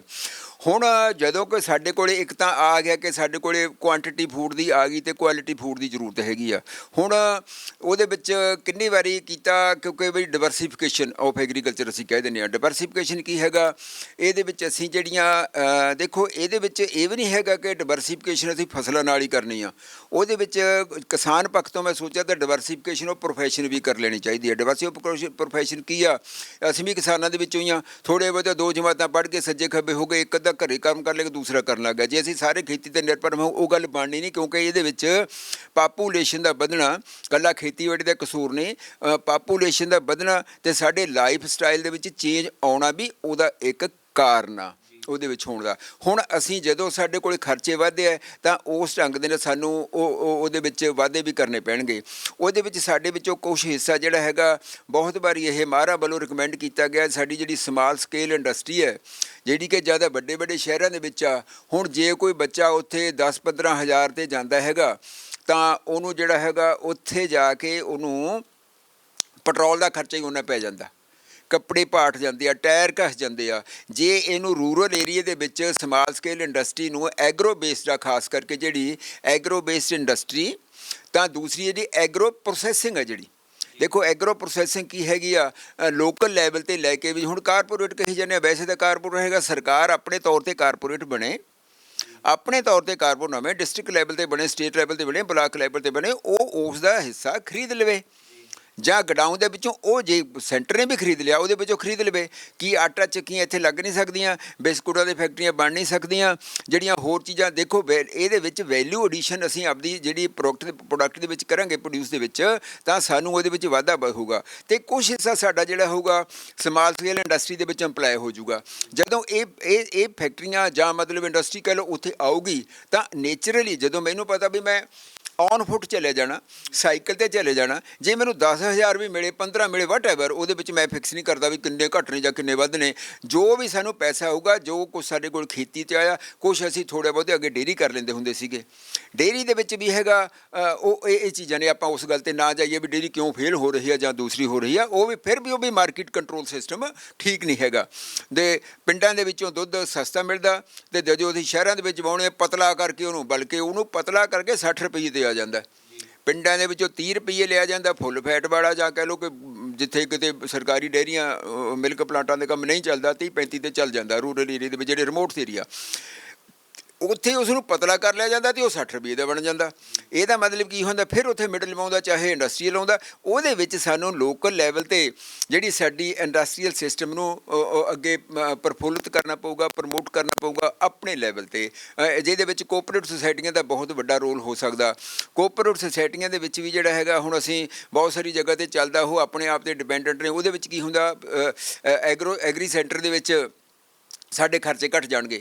ਹੁਣ ਜਿਹੜੇ ਵੱਡੇ ਇੰਪਲੀਮੈਂਟ ਨੇ, ਜਿਹੜੀ ਇਸ ਵੇਲੇ ਦੀ ਪ੍ਰੈਜੈਂਟ ਐਗਰੀਕਲਚਰ ਹੈਗੀ ਆ, ਉਹਦੇ ਵਿੱਚ ਅਸੀਂ ਦੇਖੋ, ਤੁਸੀਂ ਪਹਿਲਾਂ ਗੱਲ ਕਰਕੇ ਹਟਿਓ ਕਿ ਮਤਲਬ 1.5 ਲੱਖ ਦੇ, 2 ਲੱਖ ਦੇ, 2.5 ਲੱਖ ਦੇ ਇੰਪਲੀਮੈਂਟ ਆਉਂਦੇ ਆ। ਉਹ ਆਮ ਤੌਰ 'ਤੇ ਜਿਹੜਾ ਬੰਦਾ ਉਹਨਾਂ ਨੂੰ ਨਹੀਂ ਕਰ ਸਕਦਾ ਹੈਗਾ, ਉਹਨੂੰ ਪਰਚੇਜ਼ਿੰਗ ਕਪੈਸਿਟੀ ਤੋਂ ਬਾਹਰ ਹੋ ਜਾਂਦਾ। ਇਸ ਕਰਕੇ ਅਸੀਂ ਉੱਥੇ ਜਿਹੜੀ ਹੈਗੀ ਆ, ਇੱਕ ਪਿੰਡ ਦੇ ਵਿੱਚ ਬਹੁਤੀ ਜ਼ਿਆਦਾ ਜ਼ਮੀਨ ਨਹੀਂ ਹੋਗੀ, ਜੇ 5-7 ਟਰੈਕਟਰ ਚੰਗੀ ਤਰ੍ਹਾਂ ਚੱਲਦੇ ਹੋਣ ਅਤੇ ਕੋਆਪਰੇਟਿਵ ਸੁਸਾਇਟੀ ਪ੍ਰੋਪਰਲੀ ਉਹਨੂੰ ਮੈਨੇਜ ਕੀਤਾ ਜਾਵੇ, ਤਾਂ ਉਹਦੇ ਵਿੱਚ ਕਾਸਟ ਆਫ ਕਲਟੀਵੇਸ਼ਨ ਘੱਟ ਜਾਂਦੀ ਹੈ। ਅਤੇ ਉਹਦੇ ਵਿੱਚ ਜਿਹੜੇ ਤੁਹਾਡੇ ਜਿਹੜੇ ਬੱਚੇ, ਆਮ ਬੰਦੇ ਕਹਿ ਲਓ, ਮੈਂਬਰ ਨੇ ਪਰਿਵਾਰ ਦੇ, ਉਹ ਇੰਡਸਟਰੀ ਦੇ ਵਿੱਚ ਸੈਟਲ ਹੁੰਦੇ ਆ। ਤਾਂ ਸਾਡਾ ਜਿਹੜਾ ਲਾਈਫ ਸਟਾਈਲ ਜਿਹੜਾ ਨਵੇਂ ਕਿਸਮ ਦਾ ਆਇਆ, ਉਹਦੇ ਵਿੱਚ ਅਸੀਂ ਕਾਫੀ ਹਿੱਸਾ ਉਹਦੇ ਵਿੱਚੋਂ ਪਾ ਲਿਆ। ਕਿਉਂਕਿ ਆਮਦਨ ਵਧਾਉਣ ਦਾ ਤਰੀਕਾ ਦੇਖੋ, ਹੁਣ ਗ੍ਰੀਨ ਰੈਵੋਲੂਸ਼ਨ ਦੇ ਬਾਅਦ ਦੇ ਵਿੱਚ ਜਿਹਨੂੰ ਖੇਤੀ ਦੇ ਵਿੱਚ ਉਪਜ ਵਧਾਉਣ ਵਾਸਤੇ ਬਰੀਡਿੰਗ ਚੱਲਦੀ ਆ, ਜੈਨੇਟਿਕ ਸਿਸਟਮ ਦੇ ਅਸੀਂ ਵਧਾਉਂਦੇ ਹਾਂ, ਐਗਰੋਨੋਮਿਕ ਸਿਸਟਮ ਦੇ ਨਾਲ ਵਧਾਉਂਦੇ ਹਾਂ, ਜਾਂ ਅਸੀਂ ਆਪਦੇ ਜਿਹੜੇ ਪੈਸਟ ਕੰਟਰੋਲ ਕਰਕੇ ਕਰਦੇ ਹਾਂ। ਇਹਦੇ ਵਿੱਚ ਆਖਰਕਾਰ ਕੋਈ ਲਿਮਿਟ ਹੈ, ਲਿਮਿਟ ਤੋਂ ਬਾਅਦ ਇਹਦੇ ਵਿੱਚ ਨਹੀਂ ਹੋ ਸਕਦਾ। ਇਹਦਾ ਮਤਲਬ ਸਾਨੂੰ ਜ਼ਿਆਦਾ ਵੈਲਿਊ ਐਡੀਸ਼ਨ ਕਰਨੀ ਪਊਗੀ ਆਪਦੇ ਪ੍ਰੋਡਕਟ ਦੇ ਵਿੱਚ। ਕੁਛ ਹੁਣ ਸਬਜ਼ੀਆਂ ਵੀ ਦੇਖੋ, ਫਿਰ ਉੱਥੇ ਆ ਜਾਂਦੀ ਆ। ਸਬਜ਼ੀਆਂ ਕਿਸਾਨ ਬੀਜ ਲੈਂਦੇ ਆ, ਜਿਸ ਤਰ੍ਹਾਂ ਕਿ ਤੁਸੀਂ ਅੱਗੇ ਪੋਟੈਟੋ ਦੇ ਵਿੱਚ ਦੇਖਿਆ ਹੋਊਗਾ, ਆਲੂ ਬੜੀ ਵਧੀਆ ਸਬਜ਼ੀ ਹੈਗੀ ਆ, ਇਹਨੂੰ ਆਰਾਮ ਨਾਲ ਦੂਸਰੀਆਂ ਸਬਜ਼ੀਆਂ ਨਾਲੋਂ ਸੈਂਸਿਟਿਵ ਨਹੀਂ ਹੈਗੀ, ਕਿਉਂਕਿ ਇਹ ਇਮੀਡੀਏਟਲੀ ਖਰਾਬ ਨਹੀਂ ਹੁੰਦੇ। ਜਿਸ ਤਰ੍ਹਾਂ ਕਿ ਦੂਸਰੀਆਂ ਸਬਜ਼ੀਆਂ ਨੇ, ਟਮਾਟਰ ਹੈ, ਗੋਭੀ ਹੈ, ਉਹਨੂੰ ਅੱਜ ਵੱਢੀ ਆ ਤਾਂ ਕੱਲ੍ਹ ਨੂੰ ਵੇਚਣੀ ਪੈਂਦੀ ਹੈ। ਆਲੂਆਂ ਨੂੰ ਕਾਫੀ ਸਮਾਂ ਰੱਖਿਆ ਜਾਂਦਾ, ਪਰ ਆਲੂਆਂ ਦੀ ਮਾਰਕੀਟ ਦੇ ਵਿੱਚ ਵੀ ਸਾਨੂੰ ਜਿਹੜਾ ਹੁੰਦਾ ਨਾ, ਉਹ ਮੁੱਖ ਦੀ ਗੱਲ ਉੱਥੇ ਆ ਜਾਂਦਾ ਆਲੂਆਂ ਦੇ ਵਿੱਚ। ਹੁਣ ਆਲੂਆਂ ਦੇ ਵਿੱਚ ਜੇ ਵੈਲਿਊ ਐਡੀਸ਼ਨ ਕਰੀਏ, ਆਲੂਆਂ 'ਚ ਵੈਲਿਊ ਐਡੀਸ਼ਨ ਕਰੀ ਤਾਂ ਦੇਖੋ ਕਿੰਨੀ ਹੋ ਜਾਂਦੀ ਆ। ਚਿਪਸ ਲੈ ਲਓ, ਕੁਛ ਹੋਰ ਲੈ ਲਓ, ਕੀ ਇਹ ਕਿੰਨੀ ਕੁ ਗੱਲ ਹੈਗੀ ਆ ਉਹਦੇ ਵਿੱਚ? ਬਹੁਤ ਵੱਡਾ ਕੰਮ ਨਹੀਂ ਹੈਗਾ ਇਹ। ਇਹ ਸਰਕਾਰ ਦਾ ਕੰਮ ਆ ਅਸਲ ਵਿੱਚ। ਸਰਕਾਰ ਛੋਟੀ ਕਾਰਪੋਰੇਟ ਆਪਣੇ ਤੌਰ 'ਤੇ ਬਣਾਵੇ, ਕੋਆਪਰੇਟਿਵ ਸੁਸਾਇਟੀਆਂ ਰਾਹੀਂ ਬਣਾਵੇ, ਐਗਰੋ ਇੰਡਸਟਰੀ ਦੂਸਰਾ ਜਿਹੜਾ ਹੈਗਾ ਪੰਜਾਬ ਐਗਰੋ ਰਾਹੀਂ ਬਣਾਵੇ। ਕੋਈ ਵੀ ਅਦਾਰਾ ਹੋਰ ਖੜਾ ਕੀਤਾ ਜਾ ਸਕਦਾ ਜਿਹੜਾ ਕਿ ਇਹ ਜਿਹੜੀ ਹੈਗੀ ਆ ਇਨਪੁੱਟ ਆਪਣੀ ਐਗਰੀ ਪ੍ਰੋਡਿਊਸ ਲੋਕਲੀ ਪਰਚੇਜ਼ ਕਰੇ ਅਤੇ ਉਹਨੂੰ ਆਪਣੇ ਢੰਗ ਨਾਲ ਸਟੋਰ ਕਰੇ। ਉਹਦਾ ਖਰਚਾ ਉਹਦੇ ਵਿੱਚ ਕਰਪਟ ਅਫਸਰ ਨਾ ਲਾਏ ਜਾਣ। ਦੇਖੋ, ਸਾਰਾ ਸਿਸਟਮ ਖਰਾਬ ਹੁੰਦਾ। ਮੈਂ ਕਿਸੇ ਵੇਲੇ ਹੋਰ ਸਟੋਰੀ ਕਰ ਲਿਓ, ਮੈਂ ਇਕੱਲੇ ਬੰਦਿਆਂ ਦੀ ਦੱਸ ਦੇਣਾ, ਇਕੱਲੇ ਮਹਿਕਮੇ ਦੀ ਦੱਸ ਦੇਣਾ। ਜਿੰਨੇ ਅਦਾਰਿਆਂ ਦਾ ਸਿਸਟਮ ਖਰਾਬ ਹੁੰਦਾ, ਇਹ ਕਰਪਟ ਸਿਸਟਮ ਤੋਂ ਖਰਾਬ ਹੁੰਦਾ ਹੈਗਾ। ਅਫਸਰਸ਼ਾਹੀ ਕਹਿ ਲਓ, ਲੀਡਰਸ਼ਿਪ ਕਹਿ ਲਓ, ਬਿਊਰੋਕਰੇਸੀ ਕਹਿ ਲਓ, ਜਿੰਨੇ ਦੇਰ ਇਹਨਾਂ ਦੀਆਂ ਲੂਪ ਹੋਲ ਜਿਹੜੀਆਂ ਬੰਦ ਨਹੀਂ ਕਿ, ਜਿਹੜੀਆਂ ਸਾਰੀ ਦੁਨੀਆ ਨੂੰ ਪਤਾ, ਮੈਂ ਕੋਈ ਨਵੀਂ ਚੀਜ਼ ਨਹੀਂ ਹੈਗੀ, ਅਤੇ ਸਾਰੀ ਦੁਨੀਆ ਨੂੰ ਪਤਾ, ਉਹਨਾਂ ਨੂੰ ਕੁਛ ਬੰਦਿਆਂ ਨੂੰ ਪਨਿਸ਼ ਨਹੀਂ ਕੀਤਾ ਜਾਊਗਾ, ਕੁਛ ਬੰਦਿਆਂ ਨੂੰ ਫੜਿਆ ਨਹੀਂ ਜਾਊਗਾ। ਅਤੇ ਉਹਨਾਂ ਦੇ ਜੇ ਹੁਣ ਤੁਸੀਂ ਆਹੀ ਜਿਹੜੇ ਮਹਿਕਮੇ ਦੀ ਆਪਾਂ ਗੱਲ ਕਰਦੇ ਹੋ, ਜਿਹੜੇ ਬੰਦ ਕਰ ਦੇਣੇ ਨੇ, ਇਹਨਾਂ ਦੇ ਛੋਟੇ ਮੁਲਾਜ਼ਮਾਂ ਦਾ ਘਰੇ ਜਾ ਕੇ ਦੇਖੋ ਵੀ ਵਾਟ ਵਾਜ਼ ਦੇਅਰ ਇਨਕਮ, ਤਾਂ ਜਿਹੜੀ ਡਿਸਪ੍ਰਪੋਰਸ਼ਨੇਟ ਜਿਹੜੀ ਆਪਾਂ ਪ੍ਰੋਪਰਟੀ ਕਹਿੰਦੇ ਹਾਂ, ਜੇ ਉਹਨੂੰ ਆਪਾਂ ਕਰੀਏ ਤਾਂ ਮੇਰੇ ਖਿਆਲ ਦੇ ਵਿੱਚ ਕੋਈ ਜ਼ਰੂਰਤ ਨਹੀਂ ਕਿਸੇ ਨੂੰ ਪੁੱਛਣ ਦੀ। ਅਤੇ ਇਹ ਕੀ ਆ, ਆਖਰਕਾਰ ਕੀ ਹੋਇਆ, ਸਾਨੂੰ ਚੰਗੇ ਲੱਗਦੇ ਸੀ ਕਿਉਂਕਿ ਸਾਡੇ ਚਾਚੇ ਮਾਮਿਆਂ ਦੇ ਮੁੰਡੇ ਹੁੰਦੇ ਆ ਉਹ। ਹੁਣ ਉਹਨਾਂ ਨੇ ਕੀ ਕੀਤਾ, ਸਾਡਾ ਨੈਸ਼ਨਲ ਲਾਸ ਕਿੰਨਾ ਕੀਤਾ। ਜੇ ਇਹ FCI ਡਿਸਮੈਂਟਲ ਹੁੰਦੀ ਆ, ਇਟ ਵਿਲ ਬੀ ਡਾਈਜਸਟਸ। ਤੁਸੀਂ ਆਉਣ ਵਾਲੇ ਸਮੇਂ ਬੜੀ ਵੱਡੀ ਪਬਲਿਕ ਵਾਸਤੇ, ਸਮਾਜ ਵਾਸਤੇ, ਨੇਸ਼ਨ ਵਾਸਤੇ ਬੜੀ ਘਾਤਕ ਸਿੱਧ ਹੋਊਗੀ। ਅਤੇ ਕਿਉਂਕਿ ਇਹਨੂੰ ਦੁਬਾਰਾ ਉਹਨੂੰ ਉਹਦੇ ਵਿੱਚ ਆਪਣੀ ਹੋਂਦ ਵਿੱਚ ਲਿਆਇਆ ਹੀ ਨਹੀਂ ਜਾ ਸਕਦਾ। ਸੋ ਇਹਨਾਂ ਚੀਜ਼ਾਂ ਨੂੰ ਧਿਆਨ ਵਿੱਚ ਰੱਖਦੇ ਹੋਏ ਜਿਹੜਾ ਹੈਗਾ ਇਹ ਐਗਰੀ ਬਿਲਜ਼ ਨੇ ਜਿਹੜੇ, ਇਹਨਾਂ ਦੇ ਵਿੱਚ ਐਵੇਂ ਹੀ ਇਹਨੂੰ ਈਗੋ ਨਹੀਂ ਬਣਾਉਣਾ ਚਾਹੀਦਾ ਪ੍ਰਧਾਨ ਮੰਤਰੀ ਜੀ ਨੂੰ, ਜਾਂ ਜਿਹੜੇ ਹੋਰ ਵੀ ਉਹਨਾਂ ਦੇ ਨਾਲ ਸੰਬੰਧਿਤ ਬੰਦੇ ਨੇ। ਇਹ ਕੀ ਗੱਲ ਹੈਗੀ, ਅਗਲਾ ਕਹਿੰਦਾ ਲਿਆਓ ਆਪਾਂ ਬੈਠ ਕੇ ਦੁਬਾਰਾ ਕਰ ਲੈਂਦੇ ਹਾਂ। ਇਹ ਵੀ ਕੋਈ ਜ਼ਰੂਰੀ ਨਹੀਂ ਕਿ ਕੁਛ ਵੀ ਇਹਦੇ ਵਿੱਚ ਨਾ ਹੋਵੇ। ਸ਼ਾਇਦ 10% ਦੇ ਵਿੱਚ ਕੋਈ ਐਸੀ ਚੀਜ਼ ਹੋਵੇ ਜਿਹੜੀ ਕਿ ਸਾਡੇ ਦੇ ਹੱਕ ਵਿੱਚ ਜਾਂਦੀ ਹੋਵੇ, ਪਰ 90% ਹੈਗੀ ਆ, ਉਹਦੇ ਵਿੱਚ ਐਕਸਪਲੇਨ ਕਿਉਂ ਨਹੀਂ ਕਰਦੇ? ਕਈ ਵਾਰੀ ਅਸੀਂ ਉਸ ਕਿਸਮ ਦੇ ਕਿਸਾਨਾਂ ਨੂੰ ਅਸੀਂ ਪੁੱਛਣ ਦੀ ਕੋਸ਼ਿਸ਼ ਕੀਤੀ ਹੈ ਕਿ ਵੀ ਮਤਲਬ ਜਿਹੜਾ ਹੈਗਾ ਤੁਸੀਂ ਇਹ ਸਾਨੂੰ ਐਕਸਪਲੇਨ ਕਰ ਦਿਓ। ਕਈ ਵਾਰੀ ਉਹਨਾਂ ਦੇ ਹੱਕ ਵਿੱਚ ਬੰਦਿਆਂ ਨੂੰ ਪੁੱਛਿਆ ਹੈ ਵੀ ਤੁਸੀਂ ਐਕਸਪਲੇਨ ਕਰ ਦਿਓ ਵੀ ਇਹਦੇ ਵਿੱਚ ਕੀ ਹੱਕ ਦੀ ਗੱਲ ਜਾਂਦੀ ਹੈ। ਹੋ ਸਕਦਾ ਫਾਰਮਰ ਐਗਰੀ ਕਰ ਦੇਣ, ਅਸੀਂ ਵੀ ਐਜੂਕੇਟ ਕਰਾਂਗੇ। ਅਸੀਂ ਆਪਦੇ ਲੈਕਚਰਾਂ ਦੇ ਵਿੱਚ ਜਾਂ ਜਿੱਥੇ ਜਿੱਥੇ ਵੀ ਜਾਂਦੇ ਹਾਂ, ਜਿੱਥੇ ਜਿੰਨਾ ਕੁ ਰੋਲ ਅਸੀਂ ਅਦਾ ਕਰਦੇ ਹਾਂ ਕਿਸਾਨੀ ਸੰਘਰਸ਼ ਦੇ ਵਿੱਚ, ਤਾਂ ਉਹਦੇ ਵਿੱਚ ਅਸੀਂ ਉਹਨਾਂ ਨੂੰ ਐਜੂਕੇਟ ਕਰਨ ਦੀ ਕੋਸ਼ਿਸ਼ ਕਰਾਂਗੇ ਵੀ ਭਾਈ ਆਪਣੇ ਹੱਕ ਵਿੱਚ ਆ ਜਾਂਦੀ ਆ, ਸਾਡਾ ਮੂੰਹ ਥੱਕਦਾ ਕਹਿ ਦਾਂਗੇ। ਅਤੇ ਉਹ ਸਾਨੂੰ ਜਿਹੜੇ ਬਣਾਉਣ ਵਾਲੇ ਨੇ, ਐਗਰੀਕਲਚਰ ਮਿਨਿਸਟਰ ਆ, ਹੋਮ ਮਿਨਿਸਟਰ ਆ ਜਾਂ ਪ੍ਰਧਾਨ ਮੰਤਰੀ, ਆਪ ਇਹਦੇ ਤੋਂ ਚੁੱਪ ਕਰਦੇ ਨੇ। ਇਹ ਸਾਨੂੰ ਦੱਸ ਦੇਣ ਵੀ ਆਹ ਚੀਜ਼ਾਂ ਸਾਡੇ ਹੱਕ ਵਿੱਚ ਨੇ। ਕੀ ਐਫਸੀਆਈ ਨੂੰ ਡਿਸਮੈਂਟਲ ਕਰਨਾ, ਐਫਸੀਆਈ ਜਗ੍ਹਾ 'ਤੇ ਕੌਣ ਪਰਚੇਜ਼ ਕਰੂਗਾ? ਇਹਦਾ ਮਤਲਬ ਅਸੀਂ ਉਹਨਾਂ ਦਾ ਨਾਂ ਨਹੀਂ ਲੈਂਦੇ ਜਿਹੜੇ ਕਾਰਪੋਰੇਟ ਦਾ ਨਾਂ, ਅਡਾਨੀ ਬਾਨੀ ਆਮ ਕਰਕੇ ਅਸੀਂ ਜ਼ਿਆਦਾ ਸਾਡੇ ਮੂੰਹ 'ਤੇ ਚੜ੍ਹ ਗਿਆ। ਹੋਰ ਬਹੁਤ ਇਹ ਕਾਰਪੋਰੇਟ ਅਦਾਰੇ ਨੇ ਜਿਹੜੇ ਇਸ ਦੇ ਵਿੱਚ ਜਿਹੜਾ ਹੈਗਾ ਐਗਰੋ ਜਿਹੜਾ ਬਿਜ਼ਨਸ ਆ ਇਹਦੇ ਵਿੱਚ ਜੰਪ ਇਨ ਕਰਨਗੇ ਅਤੇ ਫੂਡ ਨੂੰ ਆਪਦੇ ਕੰਟਰੋਲ ਕਰਨਗੇ। ਪੈਕਡ ਸਿਸਟਮ ਆਊਗਾ ਅਤੇ ਉਹਦੇ ਵਿੱਚ ਜਿਹੜਾ ਸਾਡਾ ਕੰਜ਼ਿਊਮਰ ਆ ਤਕਰੀਬਨ 1.5 ਅਰਬ ਹੋਣ ਵਾਲਾ, ਆਉਣ ਵਾਲੇ ਸਮੇਂ ਦੇ ਵਿੱਚ ਸਾਲ ਤੱਕ 1.5 ਅਰਬ ਹੋ ਜਾਣਾ, ਇਹਨੂੰ ਫੀਡ ਕਰਨਾ ਅਤੇ ਉਹਦੇ ਵਿੱਚ ਅਨਰੈਸਟ ਪੈਦਾ ਹੋਊਗੀ। ਮੈਂ ਹੁਣ ਇਹ ਗਰੰਟੀ ਨਾਲ ਕਹਿਣਾ ਆਉਣ ਵਾਲੇ ਸਮੇਂ ਦੇ ਵਿੱਚ ਪਬਲਿਕ ਦੇ ਵਿੱਚ ਜੇ ਇਹਨਾਂ ਦੀ ਜਿਹੜੀ ਫੂਡ ਮਹਿੰਗੀ ਹੋਈ ਤਾਂ ਪਬਲਿਕ ਦੇ ਵਿੱਚ ਅਨਰੈਸਟ ਹੋਊਗੀ। ਜਦ ਅਨਰੈਸਟ ਹੋਊਗੀ, ਜਦੋਂ ਬੰਦਾ ਭੁੱਖਾ ਮਰਦਾ ਜਾਂ ਉਹਨੂੰ ਕੋਈ ਹੋਰ ਮੰਗਮਾ ਨਹੀਂ ਦਿੰਦਾ, ਲੋਨ ਨਹੀਂ ਦਿੰਦਾ, ਕੋਈ ਉਹਦਾ ਘਰੇਲੂ ਬੰਦਾ ਨਹੀਂ ਦਿੰਦਾ, ਕੋਈ ਆੜ੍ਹਤੀਆ ਨਹੀਂ ਦਿੰਦਾ, ਉਹ ਫਿਰ ਕੀ ਕਰਦਾ ਹੁੰਦਾ? ਆਪਾਂ ਨੂੰ ਇਤਿਹਾਸ ਫੋਲ ਕੇ ਦੇਖ ਲੈਣਾ ਚਾਹੀਦਾ। ਬੜੀਆਂ ਵੱਡੀਆਂ ਦੁਨੀਆ ਦੇ ਵਿੱਚ ਘਟਨਾਵਾਂ ਇਸ ਕਿਸਮ ਦੀਆਂ ਵਾਪਰੀਆਂ, ਆਪਾਂ ਕਹਿੰਦੇ ਚੰਗੇ ਨਹੀਂ ਲੱਗਦੇ ਕਿਉਂਕਿ ਉਹ ਕਹਿੰਦੇ ਜੀ ਤੁਸੀਂ ਇੱਦਾਂ ਕਿਹਾ ਸੀਗਾ, ਸ਼ਾਇਦ ਤੁਸੀਂ ਉਹਨਾਂ ਚੀਜ਼ਾਂ ਨੂੰ ਪ੍ਰਮੋਟ ਕਰਦੇ ਹੋ। ਅਸੀਂ ਪ੍ਰਮੋਟ ਨਹੀਂ ਕਰਦੇ, ਅਸੀਂ ਖਦਸ਼ਾ ਜ਼ਾਹਰ ਕਰਦੇ ਹਾਂ ਤਾਂ ਕਿ ਉਹ ਚੀਜ਼ ਨਾ ਆਵੇ, ਸਾਡੀ ਪਬਲਿਕ ਆ ਠੀਕ ਢੰਗ ਦੇ ਨਾਲ ਆਪਦਾ ਗੁਜ਼ਾਰਾ ਕਰੇ। ਜਿਹੜਾ ਫਾਰਮ ਪ੍ਰੋਡਿਊਸਰ ਹੈਗਾ ਉਹਨੂੰ ਆਪਦੀ ਹੱਕ ਦੀ ਕਮਾਈ ਮਿਲੇ। ਅਸੀਂ ਇਹ ਨਹੀਂ ਕਹਿੰਦੇ ਵੀ ਕਣਕ ਨੂੰ 100 ਰੁਪਏ ਕਿੱਲੋ ਕਰ ਦਿਓ, ਅਸੀਂ ਇਹ ਨਹੀਂ ਹੈਗੇ 15 ਰੁਪਏ ਕਿੱਲੋ ਕਰ ਦਿਓ। ਅਸੀਂ ਕਹਿੰਦੇ ਹਾਂ ਬੈਠ ਕੇ ਡਿਸਾਈਡ ਕਰੋ, ਸੈਟਲ ਕਰੋ। ਕੰਜ਼ਿਊਮਰ ਦਾ ਜਿਹੜਾ ਹੈਗਾ ਹੱਕ ਉਹਨੂੰ ਵੀ ਧਿਆਨ ਦੇ ਵਿੱਚ ਰੱਖ ਦਿਓ। ਨੈਸ਼ਨਲ ਲੈਵਲ 'ਤੇ ਅਸੀਂ ਫੂਡ ਕੰਟਰੋਲ ਕਿਵੇਂ ਕਰਨਾ ਅਤੇ ਫੂਡ ਪ੍ਰੋਡਕਸ਼ਨ ਕਿਵੇਂ ਕਰਨੀ ਆ, ਇਹਨੂੰ ਡਿਮਾਂਡ ਐਂਡ ਸਪਲਾਈ ਨੂੰ ਅਸੀਂ ਧਿਆਨ ਵਿੱਚ ਰੱਖਦੇ ਹੋਏ ਬੜੇ ਵੱਡੇ ਸਾਡੇ ਕੋਲ ਇਕੋਨੋਮਿਸਟ ਹੈਗੇ ਨੇ ਜਿਨ੍ਹਾਂ ਨੂੰ ਦੁਨੀਆ ਕੰਸਲਟ ਕਰਦੀ ਆ। ਕਿੰਨੇ ਬੰਦੇ ਸਾਡੇ ਖੇਤੀ ਮਾਹਰ ਕੈਲੀਫੋਰਨੀਆ ਸੈੱਟ ਹੋਏ ਨੇ, ਉਹਨਾਂ ਦੀਆਂ ਸੇਵਾਵਾਂ ਲਈਆਂ ਜਾ ਸਕਦੀਆਂ ਨੇ। ਇੱਥੇ ਵੀ ਕੋਈ ਘੱਟ ਨਹੀਂ ਹੈਗੇ, ਉਹਨਾਂ ਦੀ ਸੇਵਾਵਾਂ ਲਈ ਉਹੀ ਉੱਠ ਕੇ ਜਾ ਕੇ 4 ਪੋਲੀਟੀਕਲ ਬੰਦੇ ਜੀ ਐਂ ਲਿਖ ਦਿਓ, ਐਂ ਲਿਖ ਦਿਓ, 4 ਮਤਲਬ ਬਿਊਰੋਕਰੇਟ ਕਿੱਡੀ ਗੱਲ ਹੁੰਦੀ ਹੈ? BA ਕੁਆਲੀਫਿਕੇਸ਼ਨ ਹੁੰਦੀ ਹੈ ਉਹਨਾਂ ਦੀ। ਮੰਨੀ ਗੱਲ ਉਹਨੇ ਕਿ ਪੇਪਰ ਜਿਹਾ ਪਾਸ ਹੁੰਦਾ, ਅਸੀਂ 20 ਨਾਲ ਗੱਲ ਕੀਤੀ ਆ, ਕੋਈ ਐਡੀ ਬਹੁਤੀ ਅਕਲ ਵਾਲੀ ਗੱਲ ਸਾਨੂੰ ਤਾਂ ਕਦੇ ਦਿਸੀ ਨਹੀਂ ਉਹਨਾਂ 'ਚ ਬਹਿਸਬਾਣੀ ਕਰੀ ਦੀ ਆ। ਅਤੇ ਦੂਸਰੀ ਗੱਲ ਹੁਣ ਮੈਂ ਜਿਹੜੀ ਹੈਗੀ ਆ, ਮੈਂ ਪੰਜਾਬ ਲੈਵਲ ਦੀ ਗੱਲ ਕਰਾਂ, ਇਹਦੇ ਵਿੱਚ ਮੈਂ ਹੁਣੇ ਕਹਿ ਦਿੰਦਾ ਜੇ ਹੁਣੇ ਹੀ ਮਤਲਬ ਜਿਹੜਾ ਹੈਗਾ ਜਿਹੜੇ ਖੇਤੀਬਾੜੀ ਦੇ ਮਹਿਕਮੇ ਨੇ, ਚਾਹੇ ਖੇਤੀਬਾੜੀ ਆ, ਚਾਹੇ ਇਹਦੇ ਵਿੱਚ ਹਾਰਟੀਕਲਚਰ ਆ, ਚਾਹੇ ਸੋਇਲ ਕੰਜ਼ਰਵੇਸ਼ਨ ਆ, ਇਹਨਾਂ ਦੇ ਜਿਹੜੇ ਹੈੱਡ ਨੇ ਪਿਛਲੇ ਸਾਲਾਂ ਤੋਂ ਨੌਨ ਟੈਕਰੋ ਕੈਡੇਟ ਲਾਏ ਜਾ ਰਹੇ ਨੇ ਜਿਨ੍ਹਾਂ ਨੇ ਐਟਲੀਸਟ BSc ਐਗਰੀਕਲਚਰ ਵੀ ਨਹੀਂ ਕੀਤੀ ਹੁੰਦੀ। ਉਸ ਤੋਂ ਉੱਪਰ ਵੀ ਜਿਹੜੇ ਪਤਾ ਨਹੀਂ ਕੌਣ ਕੰਟਰੋਲ ਕਰਦਾ ਇਹਨਾਂ ਦੇ ਨਾਲ ਨੂੰ। ਡਾਇਰੈਕਟ ਐਗਰੀਕਲਚਰ ਪਿਛਲੇ ਬਹੁਤ ਸਾਰੇ ਸਾਲਾਂ ਤੋਂ BSc ਐਗਰੀਕਲਚਰ ਨਹੀਂ ਸੀਗਾ। ਸੋਇਲ ਕੰਜ਼ਰਵੇਸ਼ਨ ਦੇ ਵਿੱਚ ਜਿਹੜਾ ਹੈਗਾ ਇਸ ਵੇਲੇ ਵੀ BSc ਐਗਰੀਕਲਚਰ ਅਤੇ ਪਿਛਲੇ ਸਾਲ ਕਈ ਸਾਲਾਂ ਤੋਂ ਨਹੀਂ ਸੀਗਾ। ਹਾਰਟੀਕਲਚਰ ਦੇ ਵਿੱਚ ਪਿਛਲੇ 2-3 ਸਾਲ ਤੋਂ ਡਾਇਰੈਕਟਰ ਫੋਰੈਸਟ ਤੋਂ ਦੇਖੋ ਜੰਗਲ ਦੇ ਮਹਿਕਮੇ ਦੇ ਵਿੱਚੋਂ ਕੱਢ ਕੇ ਲਿਆ ਕੇ ਉਹਦੇ ਵਿੱਚ ਅਫਸਰ ਲਾਇਆ ਜਾਂਦਾ। ਸਾਨੂੰ ਸਮਝ ਨਹੀਂ ਆਉਂਦੀ ਰੀਜ਼ਨ ਕੀ ਹੈਗਾ, ਜਦ ਕਿ ਸਾਡੀ PSU ਦੇ ਵਿੱਚ ਕਿੰਨੇ ਹਾਰਟੀਕਲਚਰ ਦੇ ਮਾਹਰ ਨੇ, ਕਿੰਨੇ ਅਗਰੋਨੋਮੀ ਦੇ ਮਾਹਰ ਨੇ। ਜੇ ਕਿਸੇ ਕਾਰਨ ਕਰਕੇ ਉੱਥੇ ਕੋਈ ਰੂਲ ਅਲਾਊ ਨਹੀਂ ਕਰਦੇ ਕਿ ਜੁਆਇੰਟ ਡਾਇਰੈਕਟਰ ਨੈਕਸਟ ਅਫਸਰ ਉਹਦੇ ਕੈਪੇਬਲ ਨਹੀਂ ਹੈਗਾ ਤਾਂ ਉਸ ਤੋਂ ਨੈਕਸਟ ਕੈਪੇਬਲ ਹੈਗੇ ਨੇ। ਦੇਖੋ 30 ਸਾਲ ਦਾ ਜਿਹੜਾ ਐਕਸਪੀਰੀਅੰਸ ਆ ਉਹਨੂੰ ਤਾਂ ਕਹਿੰਦੇ ਨੇ ਜੀ ਇਹਦੇ ਕੋਲ ਘੱਟ ਤਜਰਬਾ, ਜਿਹਦਾ ਘੰਟੇ ਦਾ ਵੀ ਐਕਸਪੀਰੀਅੰਸ ਨਹੀਂ ਉਸ ਸਮੇਂ ਦੇ ਵਿੱਚ, ਉਹਨੂੰ ਕਹਿੰਦੇ ਜੀ ਇਹਨੂੰ ਲਾਉਣਾ। ਉਹਦਾ ਕਾਰਨ ਹੁਣ ਅਨਨੋਨ ਰੀਜ਼ਨ ਨੇ। ਜੇ ਅਸੀਂ ਬੋਲ ਕੇ ਦੱਸਾਂਗੇ ਉਹਦਾ ਸਬੂਤ ਨਹੀਂ ਕੋਈ ਹੁੰਦਾ ਹੈਗਾ। ਜੇ ਆਫ ਦੀ ਰਿਕਾਰਡ ਪੁੱਛਣਾ ਹੋਊਗਾ ਤਾਂ ਸਬੂਤ ਵੀ ਦੇ ਦਾਂਗੇ। ਜੇ ਸਰਕਾਰ ਕਿਸੇ ਮੁੱਖ ਮੰਤਰੀ ਨੇ ਲੈਣਾ ਜਾਂ ਖੇਤੀਬਾੜੀ ਮੰਤਰੀ ਨੇ ਲੈਣਾ ਜਾਂ ਕਿਸੇ ਹੋਰ ਵਿਜੀਲੈਂਸ ਨੇ ਲੈਣਾ ਦੱਸ ਦਿੰਦੇ ਆ।